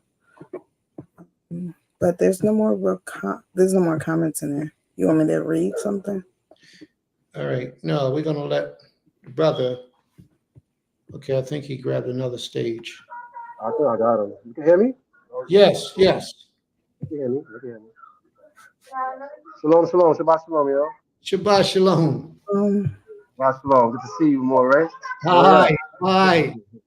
Let's rock. What's your commandment for the day, bro? Oh man, so I had two commandments. I was looking for the other one. But we're gonna go with the first one first. But Leviticus 19, verse 27. Leviticus 19, verse 27, was it? Yes. Okay.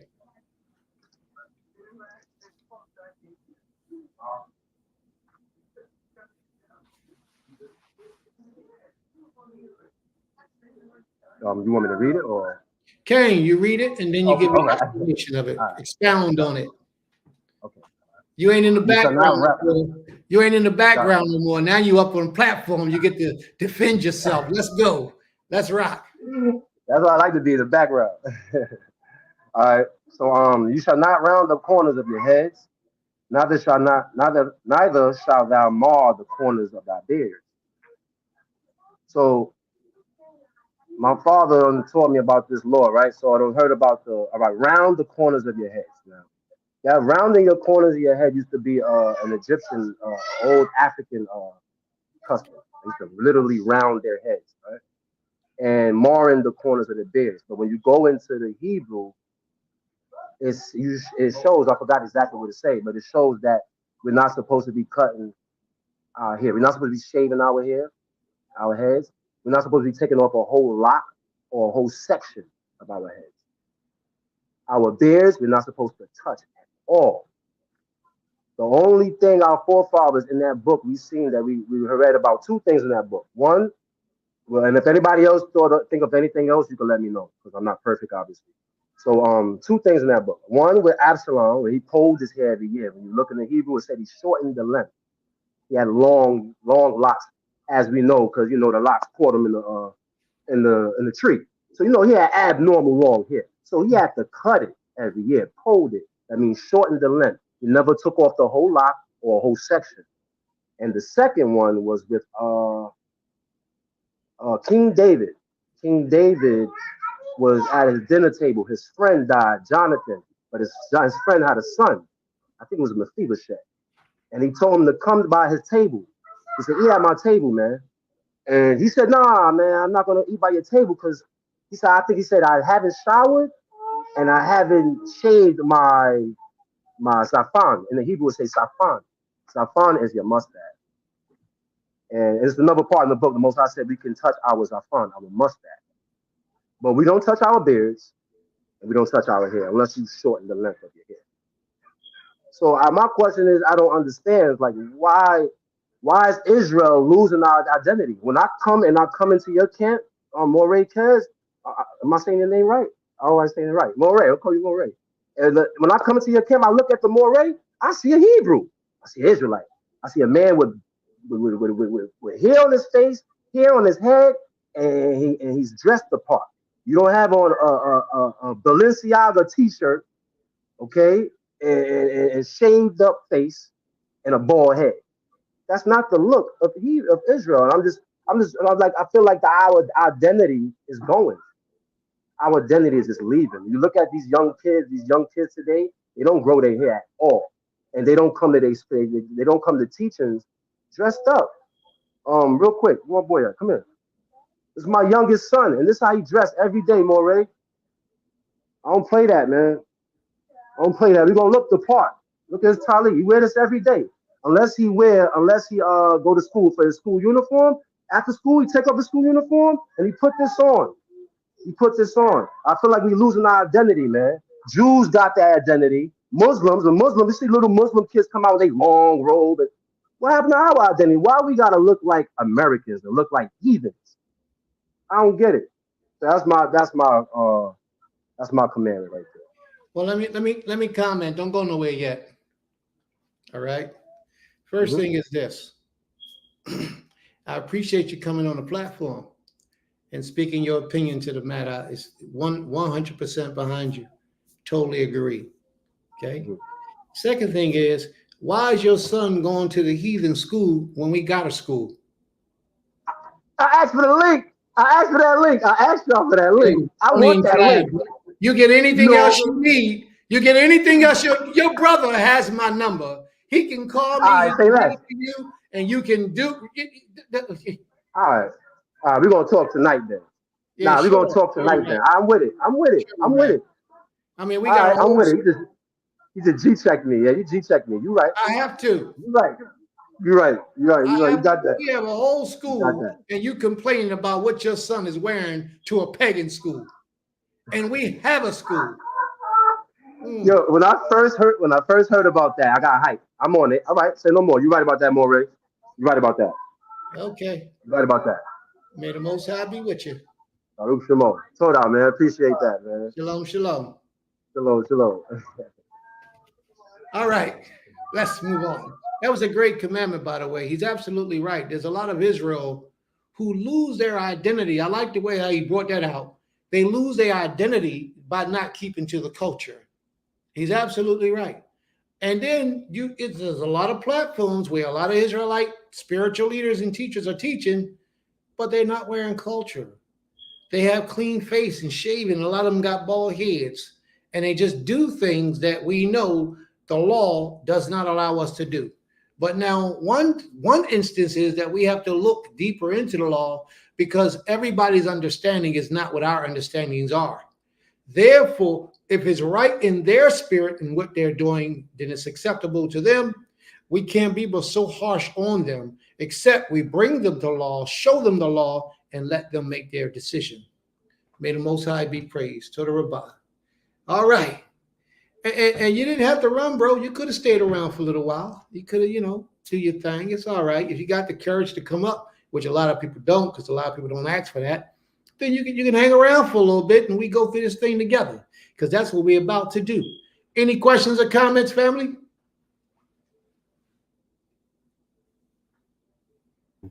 Hello there. I don't see any comments. All right. Now let's get to the book. Where was we at in our scripture reading? In the book of Esther. Chapter 6. Chapter 6. All right, let's rock. What do we leave off in 6 and 1, or do we leave off in 6? Esther chapter 12. 6 and 12. 6 and 12. Yep. All right, 6 and 12. All right, family. So we were on Esther chapter 6, verse 12. We ready to rock and roll? Cain. All right. That's right. Reading from the book of Esther slash Hadassah. Reading from chapter. How about before we get into Esther, how about somebody come and give us a backdrop as to what we've covered thus far in the whole series of the book of Esther, recognizing when the Most High is using you? Because we're on part 3. Is there any one of you or anyone in the audience who can give us the whole backdrop as to what we've covered so far since chapter 1? Is there anyone who wished to give us a little bit of history on the book of Esther as we have presented it since chapter 1? I can, but I want to give somebody else the opportunity. And I appreciate that. Thank you so very much. Because we know you can, because you was here. Some of them was here too. They might have the opportunity to do so too. Anyone else? Nobody can cover the book of Esther. But while we're waiting, we have 20 people in the room and only 13 likes. Oh, If that's a shame. can Selfish. stop what you're doing, go like the page, subscribe, share it, comment, hit the bell, and comment again, share it again. Told everybody. All right. So let's see if we can get up to that 3,000 people in the room today. All right. So nobody wants to give us the laydown, the rundown? Nobody wants to give us the history of what we've covered so far? All right. So that means we're doing something wrong and people don't know. People don't understand. They're not following along. And we got an issue. All right, Ima. Oh, he just got knocked out. He had put in the chat. He could. Oh, he's back. He said he could. Okay. Luckily, it keep kicking me off. Every time I hit the backspace button, it kicks me off. All right. So, brief synopsis would be: you started out with King. How do we say his name? Oh, you got to give me his name. I can't pronounce it. One more time. Ahasuerus. Ahasuerus. Yeah. So King Ahasuerus, he has an event, and he calls for his wife, the queen, to come and accompany him during this time. She says no, that she doesn't want to do it because she has her own engagements that she would like to tend to. And then, to make sure that he shows forth, his authority, his power, his respect, he then sends, pretty much he divorces her, sends her away, and strips her of everything that she has in her title. And then he has a prince named Haman that has been overtaken by the spirit of arrogance and very, very prideful ego. And then you have Mordecai, which is Ruth. Well, not Ruth. I'm sorry, Mordecai, which is Esther's cousin. The king goes out. He pretty much sends out a decree wanting, looking for another queen. So they bring Esther, which is Mordecai's cousin. Mordecai, he's the gatekeeper, so he stands at the gate. And so they bring forth the women, and Esther takes his eye. Esther, she takes hold of his eye, and so he ends up making her queen. And whenever Prince Haman he comes in and out of the gate, everybody at the gate normally bows, but Mordecai doesn't, because Mordecai is a servant of the Almighty, so therefore he doesn't bow to anyone except for the Creator, the Almighty. And Haman doesn't like that because he feels that everybody should bow to him, and he's seeking like some type of vainglory. So you see that throughout, the first few chapters that he really sees himself as the king, but he's not the king. And so Mordecai never bows. He ends up going to the king and pretty much convincing the king. Haman goes to the king and convinces the king that he should do away with all the Jewish people or all the Hebrew Israelites because they don't keep the same laws that the rest of the kingdom keeps. So the king, because he's not fully, he's not thinking deep into it. He's like, he agrees. So he sends out a decree that everybody that all the Hebrews should be killed on a certain day to be destroyed. And if the people of the city, if they kill the Hebrew Israelites, no one will be charged with murder or anything of that nature. So therefore, Esther, she hears the decree, Mordecai hears the decree, and they immediately go into, the spirits is heavy. You know what I'm saying? And so um, Esther, he goes on a fast for the nation. This is what I recall. She goes on a fast for the nation, but the king is very pleased with her. He's pleased with her entire spirit, her entire essence, just her set apartness alone. The king is ready, is to a point to where he's willing to do anything that she wants him to do. And so he asks her, well, what is your desire? What can I give you? I'm willing to give you up to half of the kingdom. And so then, you know, he goes on a fast. I believe it's 3 days, if I'm not mistaken. Correct me if I'm wrong. She goes on a fast, and then she tells Mordecai, her cousin, pretty much, because he had to give her a reality check too, that this is for the nation, this is for our nation. So she goes on a fast and says that okay, after this fast, she's going to go before the king and she's going to ask for people to be redeemed in a sense. Um, so she goes on a fast, and then she go before the king, and she doesn't say it right away. She throws a feast and she invites Prince Haman. So Prince Haman comes and comes, and then it's like 2 or 3 nights, 2 or 3 feasts. It's like 2 feasts before she actually ends up telling the king what her proposal is. But in the meantime, Haman is still going in and out of the city. He's still going in and out of the gate, and Mordecai is still not bound. So then Mordecai goes home, not Mordecai.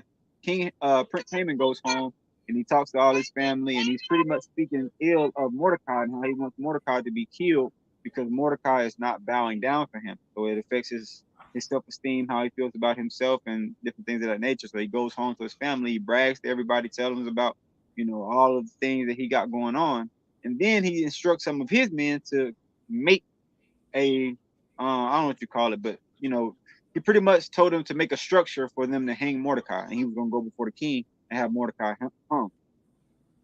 So then they end up the day that King Haman is supposed I mean Prince Haman is supposed to bring this decree to the king is the same exact day when um okay, no, I missed the part. So like, forgive me, I missed the part. Um in the beginning of the story, Mordecai also saves the king's life from 2 people, from 2 men that was plotting to take the king's life. So he saved, Mordecai ended up going, told the king what was going on, and the king, he dealt with those 2 people that was trying to assassinate him. So, you know, but once that happened, it was out of the king's mind. But the creator brought it back to his mind during the time where Esther was about to make her proposal. So he asked about Mordecai and asked that, pretty much what happened to him? Where is he at? What is he doing? What can I do? Because I want to honor this man that, saved my life. So therefore, King Haman is coming to the king and he's about to present his proposal. But before he does that, before he presents his proposal, um, the king comes to him, Haman, and says, "Hey, what should I do for the man that I want to honor?" Right now, the prince Haman, he's thinking that the king is talking about him. So therefore, he says, you should, give him horses, give him one of your garments, give him, pretty much saying all of the things that shows you that he coveted about his own, king. He ends up telling him, give him your horses, give him clothes, give him all these different things. And so then when he asks him who it is, the king tells him it's Mordecai. So from that point, his heart dropped, and you could tell that he wasn't expecting that. And I'm not sure if we got into um, Esther actually speaking what her proposal is, but that's my recollection up until now. So, like I said, he built Prince Haman. He had I don't know what it's called, but he had something built for Mordecai to be hung. But Mordecai actually ends up getting blessed by the Creator for his righteousness, for standing up for the Creator and for sticking true and keeping the Most High's laws. When the rest of the people around him was still bound down, he could have been afraid, he could have bowed down, but he didn't. He stayed steadfast on what he knew the Most High told him to do as a Hebrew. And so now the Most High brought it back to the king's mind, and it's showing him that you know, I remembered you. You know what I mean? So the king remembers him, and now Mordecai gets his blessing. And I believe that that's where we are. I don't believe we got to the part where Esther actually says what her proposal is. But correct me Very if I'm good. wrong. May the Most High be praised. Toda Rabbah, Toda Rabbah. Sister Saadia, do you have anything different than what he said that you would like to elaborate on? Shabbat Shalom, Miss Pecan. Shabbat Shalom, Lak. Um, I thought that I was up to date with the medias, but I didn't hear everything that Moray Azante said. Um, to be honest, because I was trying to get back onto StreamYard. Okay. So, what you did here, is there anything you wanted to add to it? I will add that um, the Most High was able to use Esther because her spirit was pure and she was obedient to her uncle, as well as she was obedient, which is how the Most High used her through the instruction. I mean, not her uncle, her cousin, Sikar. Um, and there was a fast that that she did as well, and because of her patience and her humility, her kindness, and her beauty, internally, externally, her husband, King Xerxes, was pleased with her. So when she did have to speak to him, when she was burdened by what her cousin had shared with her, the king, wasn't displeased when she approached him. He said that whatever she asked for, the half of the kingdom would be hers. All she had to do was ask. And so she was able to communicate her needs with her husband, which um, I heard that Moray Zonte was saying about setting the scene for the banquet that she was going to have for the king and Hammond, but it was really going to be Hammond's demise. All right. Very well. Thank you very much. So we did cover a lot of things in details in the first and second version of our story. A lot of those things went deep into how a woman should conduct herself, how a woman should prepare herself for marriage. A lot of those things went into those issues. So let's see where we at now. So, Sister Ornette, chapter Okay. and verse where you would like to start. We're going to pick up from where everybody just left off and what they brought us up to date with as far as the story, but we're going to travel deep. But before you go forward, I wanted to read this. I wanted to say this. I wanted to bring this to your mind. This is after the Babylonian captivity. And how can you know that this is after the Babylonian captivity? I'll give you a hint. What's that king's name? They went into Susa under King Yokaniah, I think his name was. I believe that was the king's name. But Mordecai, his name itself is the name of a deity. So this shows the influence that the Hebrews had incorporated by being in the Babylonian captivity. It was actually a Babylonian deity. His name is Marduk. And Marduk was one of the Babylonian deities that our people at one point in their history worshipped because we were Babylonianized. So Esther Hadassah and her cousin came out of that captivity and ended up in Susa, the capital city of Persia. And that's where they lived. So they were raised up there. He had no choice on his name because his name was given to him, but he definitely did not practice idolatry. He was definitely about the Most High and definitely about the Most High's people. All right? So let's pick up from there. Read on, sis. Reading from the book of Esther / Hadassah, chapter 6, verse 12.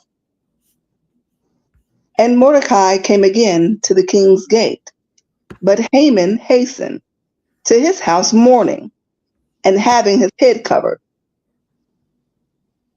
And Haman told Zeresh, his wife, and all his friends everything that had befallen him. Then said his wise men and Zeresh his wife unto him, if Mordecai is one of the seed of the Hebrews, before whom thou hast begun to fall. Thou shalt not prevail against him, but shall surely fall before him. Oh, what? I didn't even notice that part before. Can you read that Mm-hmm. again? I didn't even notice that they Me said either. that to him. Did Mm-hmm. y'all understand what he just said? He said, if Mordecai is of the Hebrews and you wage war against the Hebrews, you're going to fall to that Hebrew. Mm-hmm. Man was wise. We need to pay attention to who that man is. Read that part again, please. Verse 13. And Haman told Zeresh his wife and all his friends everything that had befallen him. Then said his wise men and Zeresh his wife unto him, if Mordecai is one of the seed of the Hebrews, before whom thou hast begun to fall, thou shalt not prevail against him, but shall surely fall before him. Hmm. Wow. That's some powerful statement right there. And they didn't know that they were predicting prophecy. Mm-hmm. Come on, please. Verse 14. And while they were yet talking with him, came the king's chamberlains, and hastened to bring Haman unto the banquet that Esther had prepared. Reading from the book of Esther, chapter 7, verse 1. So the king and Haman came to the banquet with Esther, the queen. And the king said again unto Esther on the second day at the banquet of wine, what is thy petition, Queen Esther? And it shall be granted thee. And what is thy request? And it shall be performed, even to half of the kingdom. Then Esther the queen answered and said, if I have found favor in thy sight, O king, and if it please thy king, let my life be given me at my petition, and my people at my request. Did you hear what she said? Did you hear what she said? Mm-hmm. Look, man, this guy trying to kill us. Right. No. She could have got boss arrogant and became a man by nature. Yeah. No. She said, let me read it verbatim. If I have found favor in your sight, my king. How many women talk to your husband like that today? Oh, man, you starting something, Prince? How many of y'all women talk to your husband like that today? When you want to go somewhere, or you want to do something, or you want to spend some money that you ain't really got. How many of you say, if I have found favor in your sight, husband, please get me that Louis Vuitton Gucci pocketbook that costs $7,000. Not that you're going to get it. Not that you're going to get it, but the approach is what I'm talking about. How many of you take that type of, see, Hadassah was a special woman. She was a special woman. And nothing more that a man loves to do is to give his wife her pleasures. There's nothing that a man loves to do more for his wife than to give her her pleasures. But she has to earn it. She has to earn it. And she got to know her strength and know how to talk to him. But see, here's the thing. She was being used by the Almighty. She could not afford to be brutal and gruesome and strong and arrogant. She had to be in her best behavior when approaching the king. Because it wasn't just a simple yes or no, it was the life of all of her people at stake. So she had to consider skillfully. You know how y'all do when y'all really want something real bad? You know how y'all do. Y'all get all nice. You might rub his feet, cook him some dinner, stuff that you don't normally do. Now, if you got a woman that ain't rubbing your feet and cooking your dinner, she don't think much of you as a husband. I'm going to make that clear to you.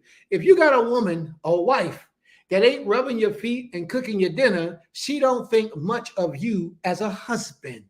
Why do I say that? Because a woman goes overboard for the man that she feels is a great husband, a great provider, because she don't want to lose that.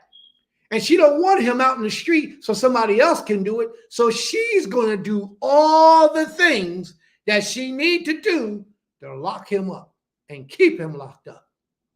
You follow what I'm saying? So you got to consider, family, brothers, you got to consider Do my wife do these things for me? Because if she don't think much about you as a husband. So you might need to go back into the drawing board and have a conversation with her, and then go to the Most High and ask the Most High where you need some help at, so you can change some things about yourself to begin to earn the respect of your wife. Because if she respects you, she's going to do these things for you. It's when she don't respect you that you're not going to get it, because she sees you as a regular man. She don't see you as her husband. She might see you as a meal ticket, but when she sees you as her husband, oh man, she going to go over and beyond to please you. And this is what Queen Esther just made known to the world when she had this written in a book. She said, what she said again, let me find that spot. If I have found favor in your sight. Do you understand how important it is for a woman to find favor in the sight of her husband? I just had a talk with one of my Nashim last night, and she was talking about how she feels. And I said, baby girl, you don't need to walk around here on eggshells. I think you're doing a great job.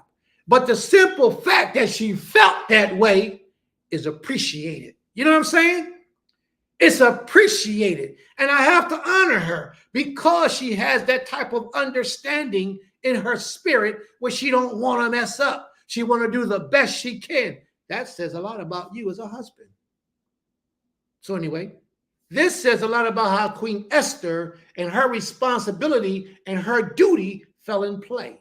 She says, if I have found favor in your sight, O king, and if it pleases the king, that means if this brings you pleasure, please do it. How many women do you have that honestly care about bringing you pleasure in your life? Hadassah was a wife of wives. She was one of those beautiful women, just like we read earlier about Ruth. Beautiful women. Next week, we're going to read about Abigail. Beautiful women. We're going to read next week about the wife of what's his name? Oh, I can't remember his name. Prophet Samuel's mother. I don't know her name. I don't even know if the scriptures ever say her name. Elkanah, brother Elkanah. We're going to read about his wife next week. These things are going to be in next week's first part of class. These are some beautiful women. But one of the most beautiful women that I know in the story is the sister named Abigail. Oh man, not many can come close to the spirit of Abigail. But the point that I'm bringing all this out in is because these women are phenomenal women, and there is much that a young lady, that an older lady can learn from these women. A girl, a female, can learn exceedingly great things from these women. It's a beautiful thing. Let's watch what she says. Look how she approaches. If I have found favor in your sight, my king. Boy, can you imagine your wife talking to you like that 6 o'clock in the afternoon because she want to do something and she don't know if you're going to let her. Man, look, you give her heart's desire and righteousness, won't you? I know. Read on, please. Verse 4. For we are sold, I and my people, to be destroyed, to be slain, and to perish. But if we had been sold, male and female slaves, I had held my tongue, although the enemy could not compensate for the king's damage. Can you imagine how Haman's face must look right now? Haman must be in like, huh? Oh gosh, what did I do? Read on, please. Verse 5. Then the king Ahasuerus said unto Esther the queen, who is he, and where is he? Who would presume in his heart to do so? Haman looking around right now. She can't possibly be talking about what I'm talking about doing. She can't possibly. Remember, the king promised her that up to half his kingdom he would give her. Read on. Let's see what it says. Verse 6. And Esther said, the adversary and the enemy is this wicked Haman. She said this wicked Haman. She gave him a name. She said Ra'ah, this wicked Haman has done this. Can you imagine how Haman must have felt at this time? But his wife must have been a prophetess. Those brothers who was with him must have been prophetess because they told him, don't go up against the children of the Most High. Because if you are, you will lose. And that's exactly what took place. He went up against the child of the Most High and he lost. Read on, please. Then Haman was afraid before the king and the queen. And the king, arising from the banquet of wine, in his wrath, went into the palace garden. And Haman stood up to make a request for his life to Esther, the queen. Wait, oh. See, this is leading to something. This is leading to something, but I want y'all to watch it. To begin, the king, that was his right-hand man. Y'all understand that? That was his right-hand man. Sometimes your right-hand man has a different plan than the plan that you have. And that's never good. If you're supposed to be the king, your right-hand man is supposed to be on the same page with you. No matter what he thinks, no matter what he feels, his mission is supposed to be your mission. But Haman had a plan all of his own. Haman wanted his own thing to be done. He wanted to be the king. He didn't just want to be a prince in the kingdom. He wanted to be the man. Sometimes you got people that walk like that with you in your organization, in your structure. And you got to be careful because those men will be the first ones to throw you under the bus, to try to destroy you, give you a bad rep, cause people to look at you funny, make accusations against you and help others support it just to try to bring you down. There are a lot of people like that because they want all the light and glitter for themselves. You have to watch that. And it's hard to do. Read on, please. Haman is petrified right now. Oh, before we go on, he went after the king left and started talking to the queen. You don't do that. You don't do that. You don't approach another man's wife after the man done left. Now you got something to say. Those type of behaviors are forbidden. Now the king comes back in and see you talking to his wife. What do you think he's going to think? Pay attention, family. A lot of things are being said without even being said. Watch how it goes. Read on, please. Verse 7. And the king, arising from the banquet of wine, in his wrath, went into the palace garden. And Haman stood up to make a request for his life to Esther, the queen. For he saw that there was an evil determination against him by the king. Do you know how weak he looked? Throwing himself to Esther, begging for his life. Do you know how weak and disgusting of a man he was at that time? But the Creator brought him to that shame as a punishment because he went out and decreed something against the children of Israel that we honestly did not deserve. You all remember why he did that? Is there anybody who remember why Haman decreed punishment for all of Mordecai's people? Does anyone remember? Somebody tell me the answer to that, please. If you know it, just shout it out. Why did Haman decree punishment for all of the Israelites? Because he despised us. Why? He was an Amalekite. Why did he despise us? That's an old beef. That's an old beef. Old beef coming from where? Why did he despise us? I think he Amalek. And he's Amalek. He's an Amalekite. That's absolutely right. Yeah, that's that old beef. That's absolutely right. He was a Amalekite, and that's why he despised us. His bloodline goes all the way back to Saul. Matter of fact, his bloodline went way back before Saul. But what happened with Saul was, remember, the Amalekites were the people that they attacked us from the rear and started killing our people when we started walking through their land. And the Most High said, I ain't going to never be cool with them because they attacked my children from the rear. They took all the stragglers and the men who was falling behind and they killed them. And they ran. And then Saul had the opportunity to take vengeance on the Amalekites, and he started sparing some of them. he started bringing back things that he wasn't supposed to bring back, but he had chance to destroy and annihilate them, and he did not do it successfully because he did not take obedience as a priority in serving the Creator. So therefore, the Amalekites had a blood lineage. Now, he was an Agagite. Haman, they classify him as an Agagite, but the Agagites were Amalekites. Research that for yourself, fam. If you don't understand, research it for yourself. They were the Amalekites.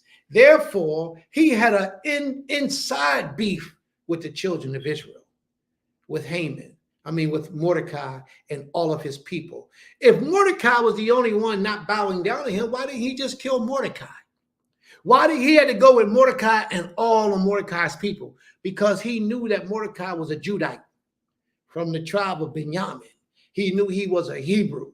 So therefore, he went out to kill all the Hebrew people. He didn't wage a war against the children of Israel. He waged a war against the Almighty. He waged war against the Creator, and that was the problem. He tried to destroy the people of the Most High, thereby attacking the Almighty. And the Most High didn't like that. Read on, sis, and let's see where we at.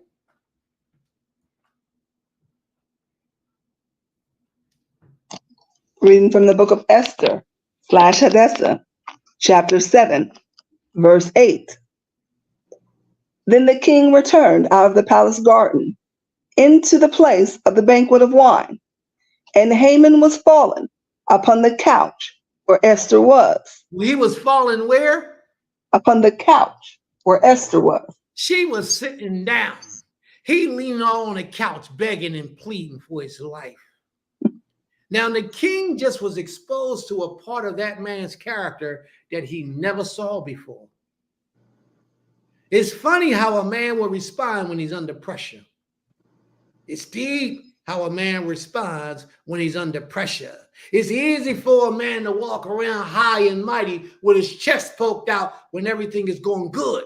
But put a little pressure under him and you'll see the type of character he really has. Put a little pressure on his belt and he will reveal to you who he really is. So sisters, a lot of you think you know your husband. You think you know your man. You don't really know him until he get in a situation where you have to choose between life and death, freedom and incarceration, to determine the type of man that he really is, if he's a man at all. Because he may just be a male pretending to be a man, because he watch all my classes and he know how to act real good. Yeah, no, what I say, woman, no, don't do this, you can't do that. But he can't back it up because it's a whole lifestyle. It ain't just what you say, it's how you act, how you conduct yourself, how you walk in your integrity, how you serve this king. The woman needs to be able to look at you and say, damn, if I was a man, I wouldn't mind being just like my husband. She has to be able to say that about you. Your little children should be saying, oh, I want to be just like my Abba. And if ain't none of them saying that about you, something wrong with this equation. You understand? He knew that he had a man that wasn't a man at all at this moment when he saw that. He said, well, wait a minute. What? Wait a minute. This was the man that walked with his chest out and had all the people bowing to him. Now he's bowing to a female. Do y'all see how disgusting that is? A female, and that ain't his wife. That ain't his queen in the essence of a female ruler by herself. He's bowing to a female, complete submission, begging for his life after he did what he did. That's not cool. In a household, a man is always supposed to be the king of his house, right? His wife is always supposed to follow his lead. Am I right? Have I said anything wrong? What happens when you got a male who follows the lead of his wife? Usually they don't remain married too long. Usually she can only follow him for a certain amount of time before she gets tired of him. I wonder how that made Queen Esther feel when that guy was doing what he was doing to her. I wonder how that made her feel. Read on, please. Let's see where we at. Reading from the book of Esther / Hadassah, chapter 7, verse 8. Then the king returned out of the palace garden into the place of the banquet of wine, and Haman was fallen upon the couch where Esther was. Then said the king, will he force the queen also before me in the house? Will he do what? Will he force the queen also before me in the house? So the creator thought, the king thought this woman, this man was trying to force something upon his woman. This is why if the man lead a room, you lead a room too. Mm-hmm. If the man, if you come visit your brother and he leaves you in a room with his wife, you leave too. Or if you don't leave, you better not get up out that chair and you better not open your mouth until he returns. Why? Because that's honorable. And a lot of us have forgotten what honor is. A lot of us have forgotten there would never be nothing she could ever say that I said or did to her unless she heard something third party, and that third party should have been through her husband. Do y'all follow what I'm saying? Mm-hmm. Don't never be in a position or situation where you could ever be accused of disrespecting a man by way of making a move on his wife. Never. Read on, please. As the word went out of the king's mouth, they covered Haman's face.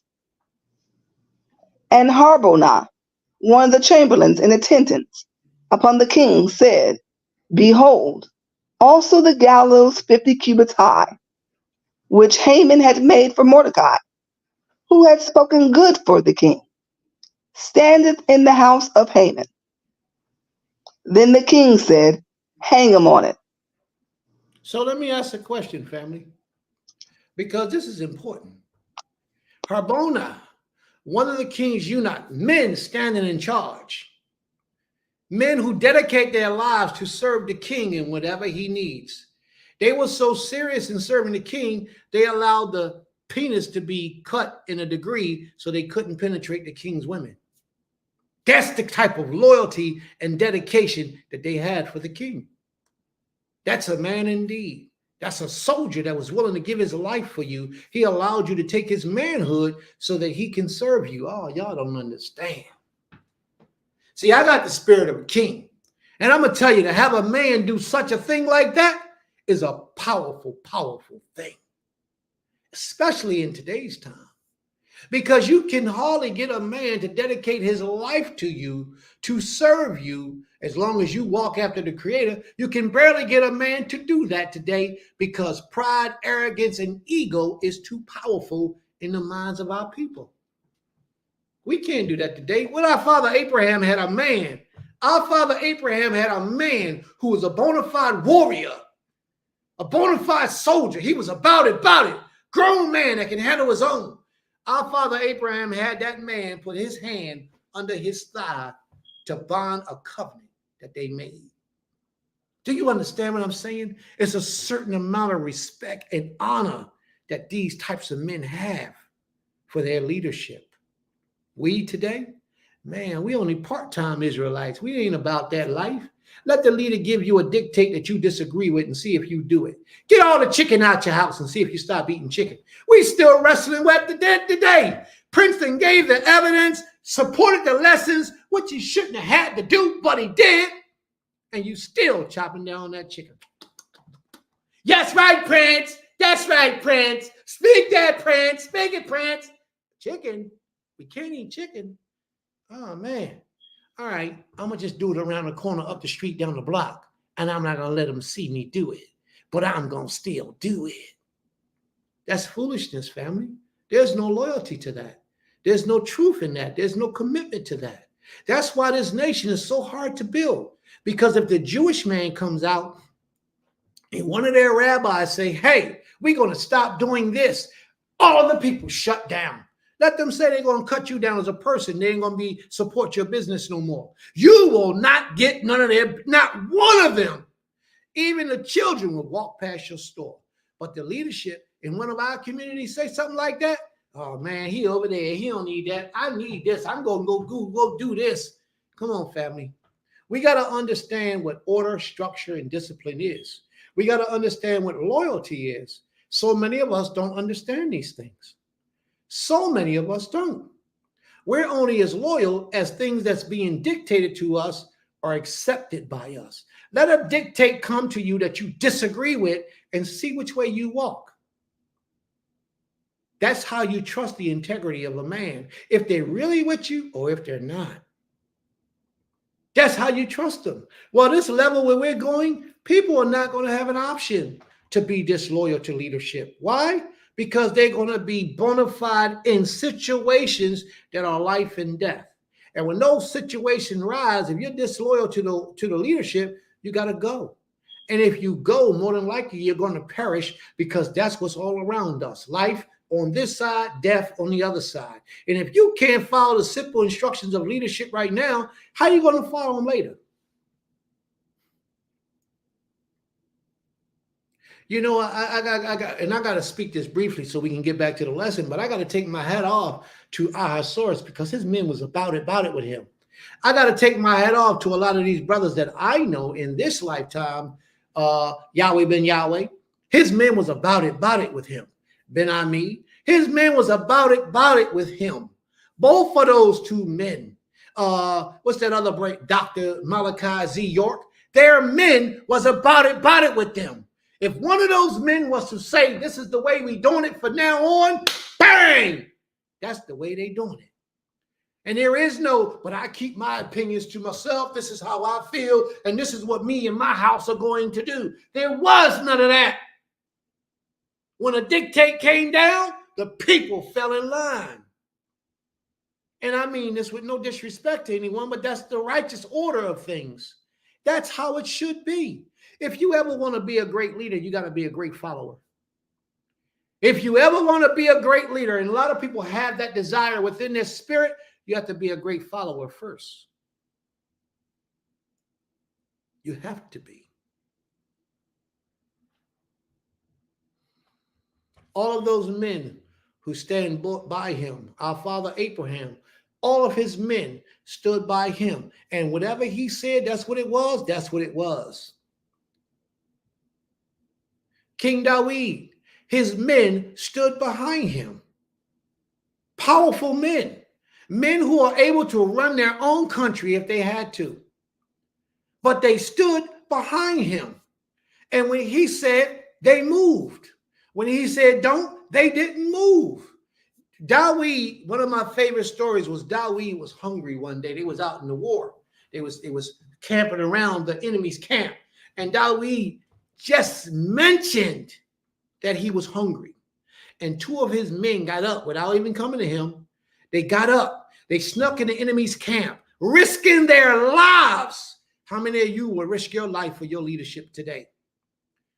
Because they understood David's mission was greater than my mission. So they understood that. They risked their lives, went into the enemy camps, brought back some food for David, and brought it back to David and gave it to David to eat. The passion that they had to serve their leader was phenomenal. It was unliked in our time today. Unliked. Nobody's like that today. They took and gave that food to David, but because David was such an honorable man and walked in his integrity, he wouldn't need it. He said, I don't want that. That's blood food. You don't risk your life for that. I don't want that. And he wouldn't partake of it. But there's a lot of people, if they had people like that, tear it up. But I don't understand how a lot of communities, their people are so loyal to their leadership, and it's very transparent that their leadership is wicked. Straight wicked. And then a lot of their people, their leadership is women. But a lot of people are loyal to them women, and I don't understand it. The scriptures teach that a man is supposed to be in position of leadership. The man is supposed to be the head of the family, the head of the household, the head of the community. But these organizations that I'm speaking of is run solely by women, and the men are the leaders of those congregations. And most of the males that are underneath of them are homosexual. They fluky. Yes, they fluky. And I mean, wow. The men are supposed to be in the prominent roles in Israel. When there is no man, then yes, a woman has to stand up and get the job done. But when there's a man and the man is capable and able, he's supposed to be doing his thing. But in a lot of places, a lot of communities, a lot of churches, a lot of organizations, women are standing there outshining the men, the males, because the males are not doing their part. They're not standing up to lead, to guide, to instruct. They want to be submissive to the female counterpart. She's brave. She want to stand up and do it. But that goes against Torah. It strictly goes against Torah. But who am I to say? Who am I? Go ahead, sis. Read on, please. Please. Reading from the book of Esther, chapter 7, verse 10. So they hanged Haman on the gallows that he had prepared for Mordecai. Then was the king's wrath pacified. The king's wrath was pacified after he hanged Haman. Haman was cursed from the beginning. Read on, please. Chapter 8, verse 1. On that day did the king Ahasuerus give the house of Haman, the Hebrews' enemy, unto Esther the queen, and Mordecai came before the king, for Esther had told what he was unto her. And the king took off his ring, which he had taken from Haman, and gave it unto Mordecai. And Esther set Mordecai over the house of Haman. Now, Mordecai earned that. Mordecai earned that ring to be a prince in the kingdom. He earned that right. It wasn't given to him. He earned it. He saved the man's life. He told the man a plot that was planned against him to destroy him, and he saved his life. So he earned the right to be that prince. Read on, please. Verse 3. And Esther spoke yet again before the king, and fell down at his feet, and besought him with tears to put away the mischief of Haman, the Agagite, and his plot which he had devised against the Hebrews. Then the king held out the golden scepter towards Esther. So Esther arose and stood before the king, and said, If it please the king, and if I found favor in his sight. Look how she approaches. Boy, that girl Esther is something else. Go ahead, Esther. You got it, girl. You got it going on. Go ahead, Esther. Do it again. If it please, and say it again, sis. Say it in that feminine voice you got. Go ahead. Say it, sis. Say it again. Let me hear you say it again, sis. Go ahead. If it please the king, and if I found favor in his sight, and the thing seem right before the king, and I be pleasing in his eyes, let it be written to reverse the letters devised by Haman, the son of Hammedatha, the Agagite, which he wrote to destroy the Hebrews, who are in all the king's provinces. But he couldn't reverse it because it was already decreed. If he could, he would have. But look how she says what she says. Boy, that girl. Boy, Esther, where you at today, Esther? Oh, I forgot. We got her right here. I got all of them my wife. They all my wife. All the Esthers are my wife today. It's she. Wouldn't that be lovely? But look how she says, if it pleases the king. She ain't trying to tell the king what to do. She made a request. Sisters, what am I doing? I'm dropping a jewel. Recognize when the Most High is using you. I'm dropping a jewel. Sisters, when it's something that you desire from your husband and you're not so sure the direction he's going to go, ask him things like that. Approach him in that manner. If it's pleasing to you, my husband, use these scriptures to your advantage to get the things that you desire. If I have found favor in your sight, you can word it any way you want. It ain't got to be those things verbatim, but learn how to respect your husband and make your husband feel like he's the king of your castle.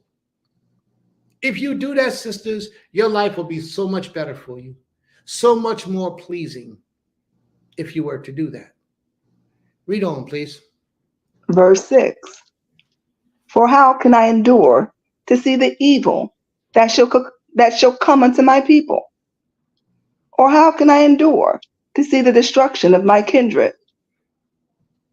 Then the king Ahasuerus said unto Esther the queen, and to Mordecai the Hebrew, Behold, I have given Esther the house of Haman, and him they have hanged upon the gallows, because he laid his hand upon the Hebrews. Write ye also concerning the Hebrews, as it pleaseth you, in the king's name, and seal it with the king's ring. So you know who has the king's ring? Mm-hmm. Mordecai has the king's ring. So that means that anything that he was to say or do and seal it with that ring. So he was just given power and authority over the people of all those providences. That's a powerful thing, man. And I don't know if y'all can really see that deep, but that is a powerful thing. He was just given power and authority over millions of people. Mm-hmm. So he just went from being a bum on the street sitting outside the building to now running the building. That's how the Most High works. The Most High can take no matter what your situation is today and immediately flip flop it and make it completely different overnight. Trust in him, serve him, worship him, honor him, and don't put anything before him. And he can take your world that you see that's a mixed mat, upside down, don't know what you're going to do world, and turn it upside down, and you be in charge running big boss things and have all the wealth you need. May the Most High be praised. Toda Rabbah. Read on, sis. For the writing which is written in the king's name and sealed with the king's ring may no man reverse. No man can reverse it. That's some power and authority. That's a real prince. Mm-hmm. Read on, please. Verse 9. Then were the king's scribes called at that time in the 3rd month, that is, the month Sivan, on the 23rd day of it. And it was written according to all that Mordecai commanded unto the Hebrews, and to the deputies, and the governors, and princes of the provinces, which are from India unto Ethiopia, and 127 provinces, unto every province according to its writing, and unto every people after their language, and to the Hebrews according to their writing, and according to their language. And he wrote in the name of King Ahasuerus, and sealed with the king's ring, and sent letters by post, on horseback, and riders on mules, camels, and young dromedaries, and which the king granted the Hebrews, who were in every city, to gather themselves together, and to defend their lives, to destroy, to slay, and to cause to perish all the power of the people and province that would assault them, both little ones and women, and to take the property of them for spoil. Upon one day, in all the province of King Ahasuerus, namely, upon the 13th day of the 12th month, which is the month Adar, the copy of the writing for every commandment to be given in every province was published unto all people, and that the Hebrews should be ready for that day to avenge themselves on their enemies. So the posts that rode upon the mules and camels went out, being hastened and pressed on by the king's commandment, and the decree was given at Shushan the palace. And Mordecai went out from the presence of the king in royal apparel of blue and white, and with a great crown of gold, and with a garment of fine linen and purple. And the city of Shushan rejoiced and was glad. Wait a minute, y'all. Wait a minute. Wait a minute. Wait a minute. Wait a minute. Ho. Did y'all see how Mordecai went out? Mm-hmm. Mordecai went out from the presence of the king in royal robes of blue and white, with great golden crowns, and a robe of fine linen and purple. And the city of Shushan shouted and rejoiced. This man was a prince, but he wore a crown. He wore robes that was beautifully decorated and the colors of royalty. Blue, purple, white is normal, red is a royal color, but blue and purple are colors of royalty. And then he had a golden crown. He went from poverty to exuberance in riches overnight.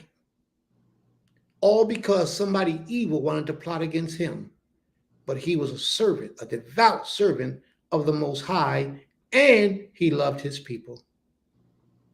You can't put nothing before the people of the Almighty. If you call yourself a servant of the Creator, but you don't serve his people, then you ain't serving the Creator. So many of us need to understand that. Mordecai served the people. And I bet you that kingdom prospered after Mordecai came into power. I will promise you that. Because now he has the blessings of the Most High. Understand when you're being used by the Most High.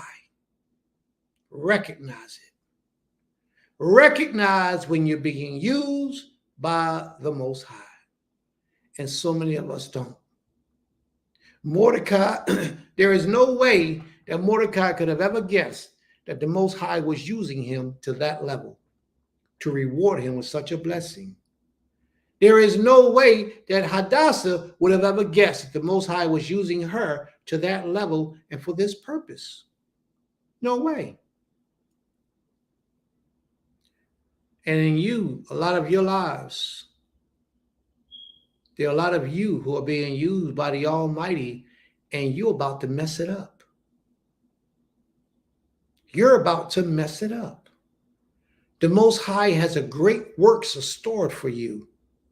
He sees what you know not. Imagine if Mordecai would have started eating pork chops and shrimp. Imagine if Mordecai would have bowed down to Haman and put a deity in front of the Almighty. The Creator is trying to use you, but you're not hearing him. You're not letting him in. You're not allowing yourself to be used by him. And in order to be used by him, I hate to say it, but a lot of us got to stop thinking so much. Because we overthink and then we start responding and acting upon things that take us further out of the good graces of the King. And we have to stop that. Because that wasn't what the Most High had in store for you. Oh, I gotta think about this first, Prince. You know what? I gotta think about. You know what? All right, my thoughts tell me that this is what I should do. So you go do it, because Prince ain't gonna stop you from doing what you say you gotta do. Then you go do it. And then 2 weeks later, 3 weeks later, even a month later, you get to see that was the wrong decision. That wasn't the way you should have went, because that interfered with the plan that the Most High had in store for you. Then you think you can come back to the Creator and say, oh, Creator, I'm sorry. Please forgive me. I didn't recognize that you were using me for this purpose. I thought it was that. Stop thinking. The only thing you can do, I had a talk with my wife last night, right? I told y'all a little bit about that. So while we were talking, she did like this. She leaned on the wall. So I stopped her in the midst of our conversation. And I said to her, why you lean on that wall? She get up off the wall. She look at the wall. I don't know. I said, did you once think that that wall would support you if you leaned on it? Did you even examine that wall to see if the foundation was in place? That if the wall was strong enough? No, you didn't do none of those things. What you did was, without even thinking, you trusted the wall. And I brought that to her attention to bring forth my point. That's how we have to rely on the Most High. Stop making preparations for what you think and put all your energy in leaning on the Most High. Just lean on him. Let him do his thing, his works with you in his life, in your life. Let him do what he does because he's the best at it.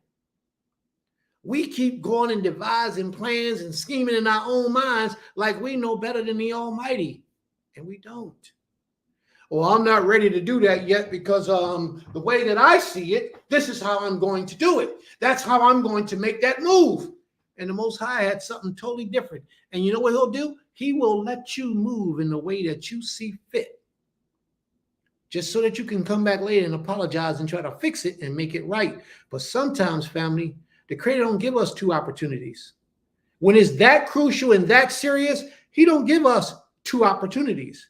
He gives you one chance to obey his voice. One chance. And the moment that you walk outside of obeying the voice of the Almighty, all hell breaks loose in your life. That uncomfortability when everything feels wrong. No matter what you do, no matter how you move. I heard this one man one time where he was worshiping Satan. He was a devil worshiper. And he says, as soon as he started worshiping Satan, he changed his mind and wanted to go back to the Creator. I don't know how long he was doing it. I don't remember all that. But he said he changed his mind and wanted to go back to worshiping the Almighty. So he said he renounced Satan and all that stuff, right? He said, I renounce you. All that stuff they do. And then he said he started trying to worship the Creator, but he felt empty. He couldn't reestablish a connection with the Creator. He felt void. Everything that he tried to give to the Creator, it didn't work for him. Can you imagine feeling that in your life, family? You fasting, you praying, and you meditating, but it's empty. You don't feel that connection with the Almighty. And that's what happened to him in his life. He eventually had to sacrifice so much to get back in the graces of the Most High. I don't even know if he ever did. I don't know the rest of the story. The part that stood out to me the most was the part where he said he couldn't feel the Most High's presence in his life anymore. Can you imagine that feeling? He had one chance to serve the Creator. I don't care what religion he called himself. He had one chance. And he decided that he was going to willingly practice idolatry and serve Satan. And that's what he did. But when things made a full turn and he decided not to do that no more, he couldn't feel the presence of the Creator anymore, no matter how he cried. That's an awesome feeling that I never want to experience. But oftentimes, family, we have one chance to get it right. We have one chance to get it right. And we think we can rely on our own understanding to do things when the Most High laid it out plain and simple in the scriptures. Do not do this, do not do this, and do this, and this is the reason why you should do this. And we rely on our own understandings, but the Most High had a different plan. And we interrupted his plan. Or we thought we did. The only one that's going to suffer is us, not the Most High. Sis, please read the rest of that and tell us what happened, because this is so interesting. Reading from the book of Esther/Hadassah, chapter 8, verse 16. The Hebrews had light and gladness and joy and honor. And in every province and in every city, wherever the king's commandment and his decree came, the Hebrews had joy and gladness, a feast and a good day. And many of the people of the land became Hebrew, for the fear of the Hebrews fell upon them. You see what they had? They had feast and gladness and a good day. And many of the people declared themselves Jews, Yahudim. Many of the people, as they say, became Hebrews. They took and grafted themselves into this culture, this way of life. because they experienced what they experienced and how they prevailed. A lot of people wanted to serve the Creator right with us because they saw the works of the Creator through us. That's how it's supposed to be right now today. But how many people do you know that want to trade places with you? How many? Nobody wants to trade places with us. Nobody. They all wants to be like us, but nobody wants to trade places with us and actually be us. Read on, please. Reading from the book of Esther slash Esther. Hold up, sis. Chapter, Hold up, sis. Hold up. Why is it that nobody want to trade places with the Hebrews today, the Israelites today? Why is it that nobody want to trade places with us today? What is it about us that nobody wants to, flip-flop and switch up with us? We don't have any unity. We don't have any loyalty. We don't help ourselves and each other's. We don't. We're so separated and divided all over the place with every situation, almost every situation in our lives. Everybody wants to be a chief and nobody wants to be a soldier, or nobody wants to be a follower. Everybody wants the head position. Everybody. This is sad. Everybody wants to be first and nobody wants to be the helpers in the race to make first place acceptable. You know, when you run a marathon, you run that race, the hurdles, those races, even the hurdles, when you run those races, it's like 4 people, that relay race. There's like 3 to 4 people that run that race. But each one of those people play their part at winning the race.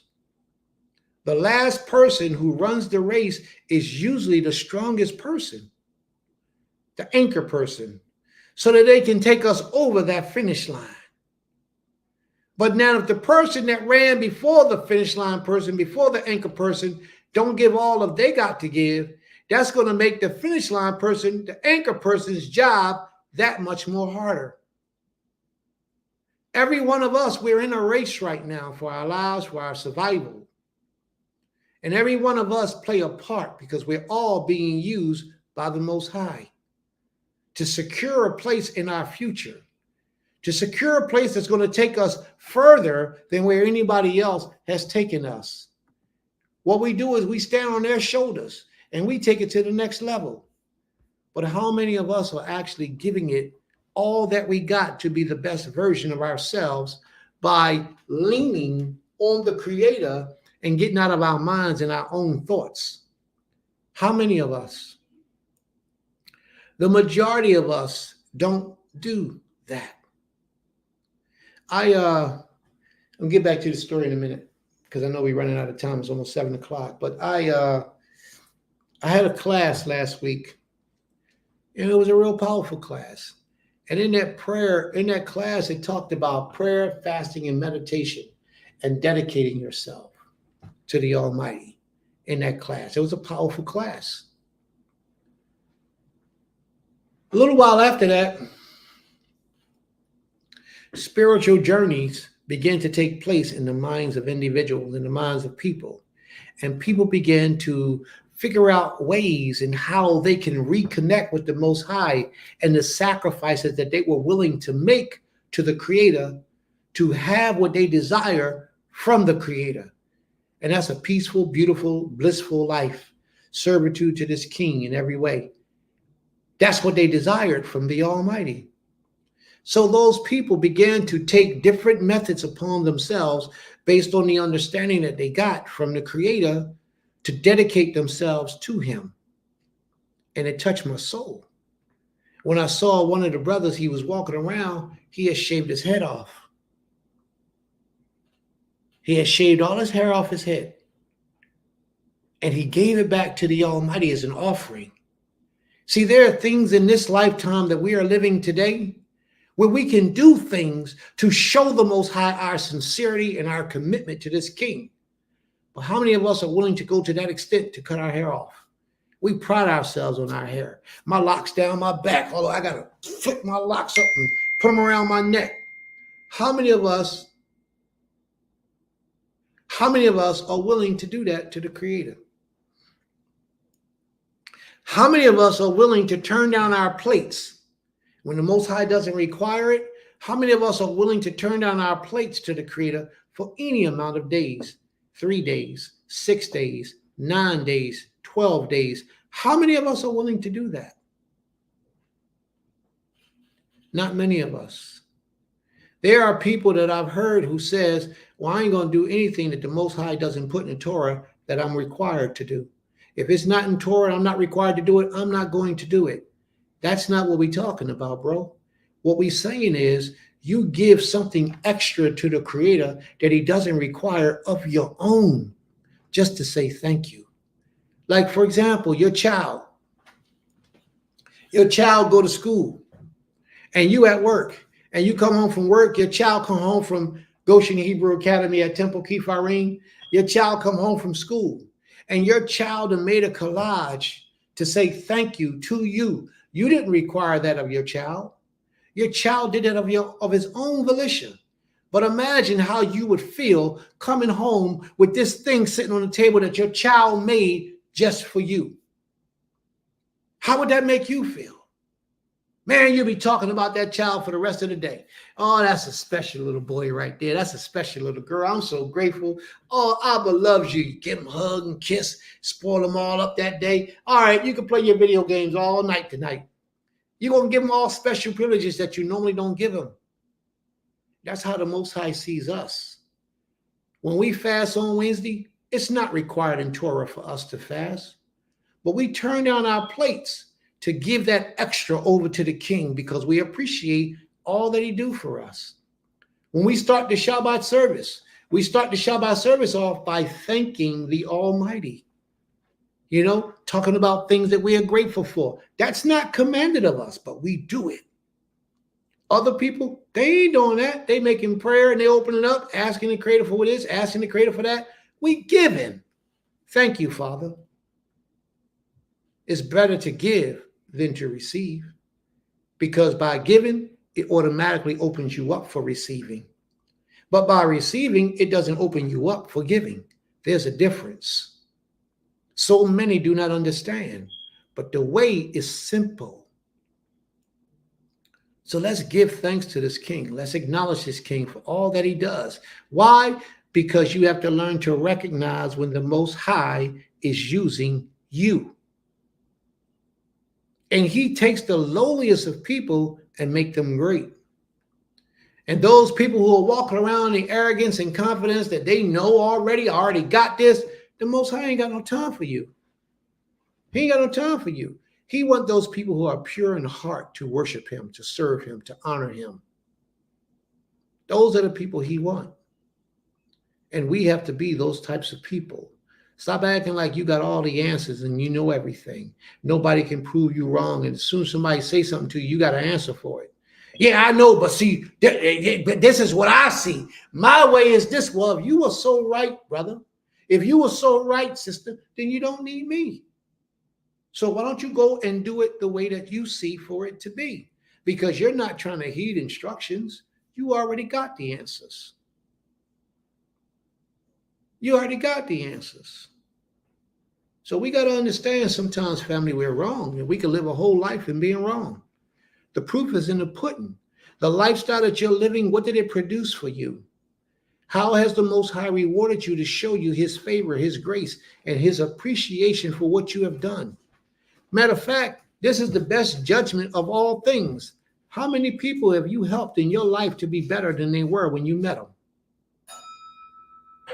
Because that's extremely important. How many people in your lifetime did you help to be better than they were when you first met them? That should tell you a whole lot. And a lot of people can be in leadership positions for 30, 40 years and not help anybody. They might teach you a little bit of something, but they didn't help you in your life to be better than you are. They didn't give you a place to live. They didn't give you a job. When you was hungry, they didn't feed you. When you was naked, they didn't clothe you. When your children needed something to eat, they didn't give your children anything to eat or to wear. They didn't provide anything for you outside of what the society was providing for you. So how has they made your life any better? But yet, those people like that, you're dedicated and loyal to these individuals for years. Come on, sis. Read this and take us home, please. Reading from the book of Esther / Hadassah, chapter 9, verse 1. Now in the 12th month, that is, the month Adar, on the 13th day of the same, when the king's commandment and his decree drew near to be put in execution, in the day that the enemies of the Hebrews hoped to have power over them, though it was turned to the contrary, that the Hebrews had rule over them that hated them.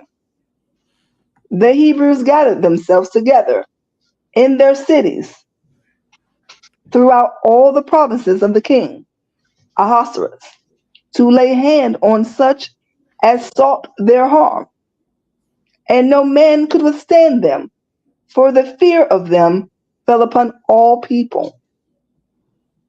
And all the princes of the provinces, and the deputies, and the governors, and the officers of the king helped the Hebrews, because the fear of Mordecai fell upon them.